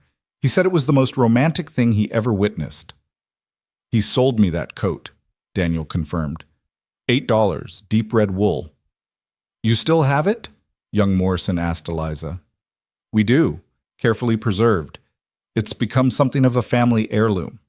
They made a few small purchases, more for the sake of supporting the store than from actual need, and headed home. But first, at Eliza's request, they stopped at the cemetery on the hill overlooking town. They visited Walter Boone's grave first, simple stone with just his name and dates. "He gave us everything," Eliza said, laying flowers she'd brought. "The land, the chance, the protection. We wouldn't be here without him." "He'd say we earned it," Daniel replied. "But you're right. We owe him more than we can ever repay." Emma's grave was nearby, and they visited her too. Then Dr. Carson's. Marcus. Ben. Tommy had died just last year, and his grave was still fresh. "So many gone," Eliza said, "but so many still here. Our children, our grandchildren, everyone we've touched over the years." They drove home through the falling snow, the wagon wheels leaving tracks that would soon be covered. Back at the house, their children had gathered for a surprise party. All three of them with their families, the house suddenly full of noise and life and love. "We're celebrating," Clara announced. 50 years since the day that started it all." "How did you know?" Eliza asked. "Mama, you've told the story every year on this date since we were old enough to understand it. Of course we knew." Caleb brought out the crimson coat, carefully preserved in tissue paper. It was faded now, the red less vibrant than it once was, but still whole, still beautiful in its way. "Tell us the story again," the youngest grandchildren begged. "Tell us about the coat." And so Eliza did, with Daniel filling in details, their voices weaving together as they always had. She told them about being cold and scared and alone, about the stranger who stopped when no one else did, about $8 that bought more than wool and warmth. "It bought hope," she said, "and possibility, and the chance at a life I never thought I could have." "It bought love," Daniel added, looking at her with eyes that still saw the woman she'd been and the woman she'd become. The party continued late into the evening. There was food and music and laughter. The grandchildren ran wild. The adults told stories and caught up on news and simply enjoyed being together. Later, after everyone had gone home or gone to bed in the various guest rooms, Daniel and Eliza sat by the fire in their bedroom. The coat lay across Eliza's lap, and she ran her fingers over the fabric. "We should give this to someone," she said. "Someone who can use it." "You want to give away the coat?" "Not give away. Pass on. To someone who needs a reminder that kindness exists, that people care." She looked up at him. "There's a woman who comes to Clara's clinic, young, maybe 20. She's in a bad situation from what Clara says. Husband who drinks and hits. She's scared to leave because she has nowhere to go. You want to help her?" "I want to give her options. Clara says she's been saving money secretly. If she had a place to stay, even temporarily, she might leave. She can stay here, in the guest house. We've got room." "I know, but I want to give her this too, so she knows she's not alone, so she has something to hold on to when everything feels impossible." Daniel studied her face, seeing the echoes of the frightened woman he'd met 50 years ago. "You've been helping people your whole life. Even now you're thinking about someone else." "Because someone helped me. Because you helped me. It's only right to pass it forward." The next week, Clara brought the woman to the ranch. Her name was Anna, and she had bruises on her arms that she tried to hide, and eyes that held the same wariness Eliza remembered from her own reflection. "Mrs. Mercer, I don't want to be any trouble. You're not trouble. You're someone who needs help, and I have help to give." Eliza took the coat from where she'd carefully wrapped it. "I want you to have this." Anna stared at it. "I can't take your coat." "Yes, you can. Someone gave it to me when I needed it most. It saved my life in more ways than one. Now I'm giving it to you, along with a safe place to stay for as long as you need it. No strings, no expectations, just help." Anna took the coat with shaking hands. When she put it on, something in her posture changed, straightened, like the weight of it gave her strength. "Thank you," she whispered. "I don't know how to repay you." "You don't repay it. You accept it. And someday, when you're strong and safe and whole, you help someone else. That's how it works." Anna stayed with them for 3 months. In that time, she filed for divorce, got a job at the school helping the new teacher, and started saving money. She moved into a small house in town, began building her own life on her own terms. Before she left, she tried to return the coat. Keep it, Eliza said, until you find someone who needs it more than you do. Then you pass it on. I will. I promise. The years turned over like pages in a book. Daniel's health continued to decline slowly, naturally. At 72, he spent most of his days in a chair by the fire, watching the ranch operate through the window, offering advice when asked but no longer able to do the physical work he'd once thrived on. Eliza stayed by his side, reading to him, talking with him, holding his hand. They spoke of their life together, of regrets few and joys many, of children raised and grandchildren loved, of a legacy that had nothing to do with money and everything to do with how they'd lived. I'm tired, Daniel said one evening in early spring. He was 74 and the winter had been hard on him. I know you are. I'm not complaining. I've had a good life, a long life, more than I ever expected. You're not leaving me yet. We have time still. Maybe. But Eliza, if I do go first, I need you to promise me something. Anything. Don't grieve too long. Don't lock yourself away. You've always been someone who helps people, who makes things better. Keep doing that. Live fully, even without me. Daniel, promise me. I promise. He died peacefully in his sleep 2 weeks later, Eliza beside him, their hands linked as they'd been for 54 years. The funeral brought people from across the territory, all of them coming to pay respects to a man who'd lived with integrity and died with dignity.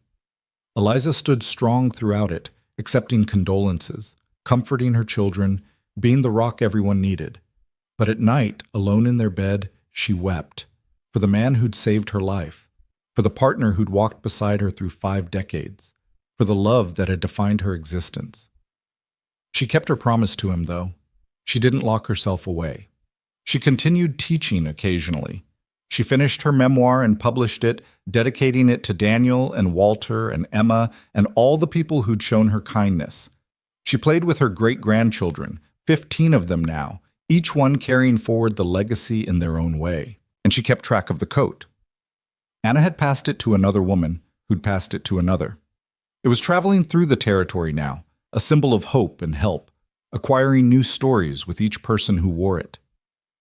At 78, Eliza stood on her porch one last time, looking out over the land she and Daniel had built together. The house had been good to them. The land had been generous. But more than that, they'd been good to each other. Caleb approached, now in his 50s, silver threading his own hair. Mama, we need to talk about something. What's that? Margaret and I want you to move into the main house with us. This place is too big for you alone, and we worry. I'm fine here.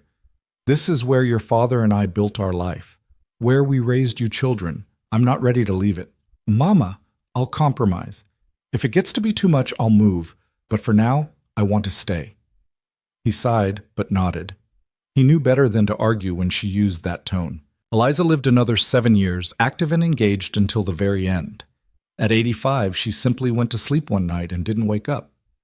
Clara found her in the morning, peaceful in her bed, a small smile on her face. The funeral was even larger than Daniel's had been. Eliza had touched so many lives, helped so many people, that they came from everywhere to say goodbye. The church couldn't hold them all. Her children buried her beside Daniel on the hill overlooking the ranch, their headstones simple but together. And in Eliza's will, she left instructions for the coat. It was to be donated to the church, with a plaque explaining its history. Anyone who needed it could take it, wear it, find warmth and hope in it. And when they no longer needed it, they were to return it so the next person could benefit. The crimson coat hung in Cedar Ridge Church for another generation, continuing its work of providing warmth and symbolizing kindness. Eventually, too fragile to wear, it was preserved in a display case in the town museum, the plaque telling the story of a cowboy who stopped, and a woman who was saved, and the life they built together. Decades after both Daniel and Eliza were gone, their great-great-grandchildren would bring their own children to see it. They'd tell the story that had been passed down through the generations, about love and kindness, and the way small acts could ripple outward, changing lives in ways you could never predict. The ranch still stood, now run by Caleb's grandchildren. The school Eliza had taught in was named after her. The medical clinic Clara had run was now a small hospital. The books Sarah had written were still in print. The legacy they'd built wasn't in monuments or money, but in the lives they'd touched and the kindness they'd shown. On winter mornings, when the snow fell on Cedar Ridge the way it had that December day so long ago, people would sometimes stop outside what was once Morrison's general store. They'd stand there for a moment thinking about the story, about a man who turned around, about a woman who survived, about $8 and a coat and a love that lasted a lifetime. And they'd remember that kindness matters, that helping someone when they need it most can change everything, that the smallest acts of compassion can ripple outward in ways we never imagine. The story of Daniel and Eliza Mercer became legend in Cedar Ridge, not because they were rich or famous, but because they'd lived with integrity, because they'd built something real from nothing, because they'd proven that good people doing good things could make a lasting difference. And somewhere, in the museum case, the crimson coat remained, faded and fragile, but still beautiful, still meaningful, still a reminder that sometimes the most extraordinary things begin with the simplest choice, the choice to stop, the choice to care, the choice to help, the choice to see another human being in their moment of desperate need and decide that they matter. That was the legacy. That was what endured, not wealth or property or even the family name, though those continued too, but the simple, powerful truth that kindness can change a life, that love can be built on a foundation of respect and partnership, that two people who start with nothing but hope and each other can create something that lasts for generations. The cowboy saw her shivering outside the store. He bought her a coat, and she never left his side. It was a simple story, a true story, in all the ways that mattered. And in Cedar Ridge, Montana, on cold winter days when the snow falls and the wind cuts like glass, people still tell it, still remember, still believe in the power of one person choosing to help another. Because that's how the best stories end. Not with fanfare or spectacle, but with the quiet certainty that kindness matters, that love endures, that the choices we make echo far beyond our own lives. Daniel and Eliza Mercer had built something that lasted, not despite hardship, but through it, not by avoiding pain, but by facing it together, not with grand gestures, but with daily choices to be kind, to be faithful, to be true. And that in the end was everything.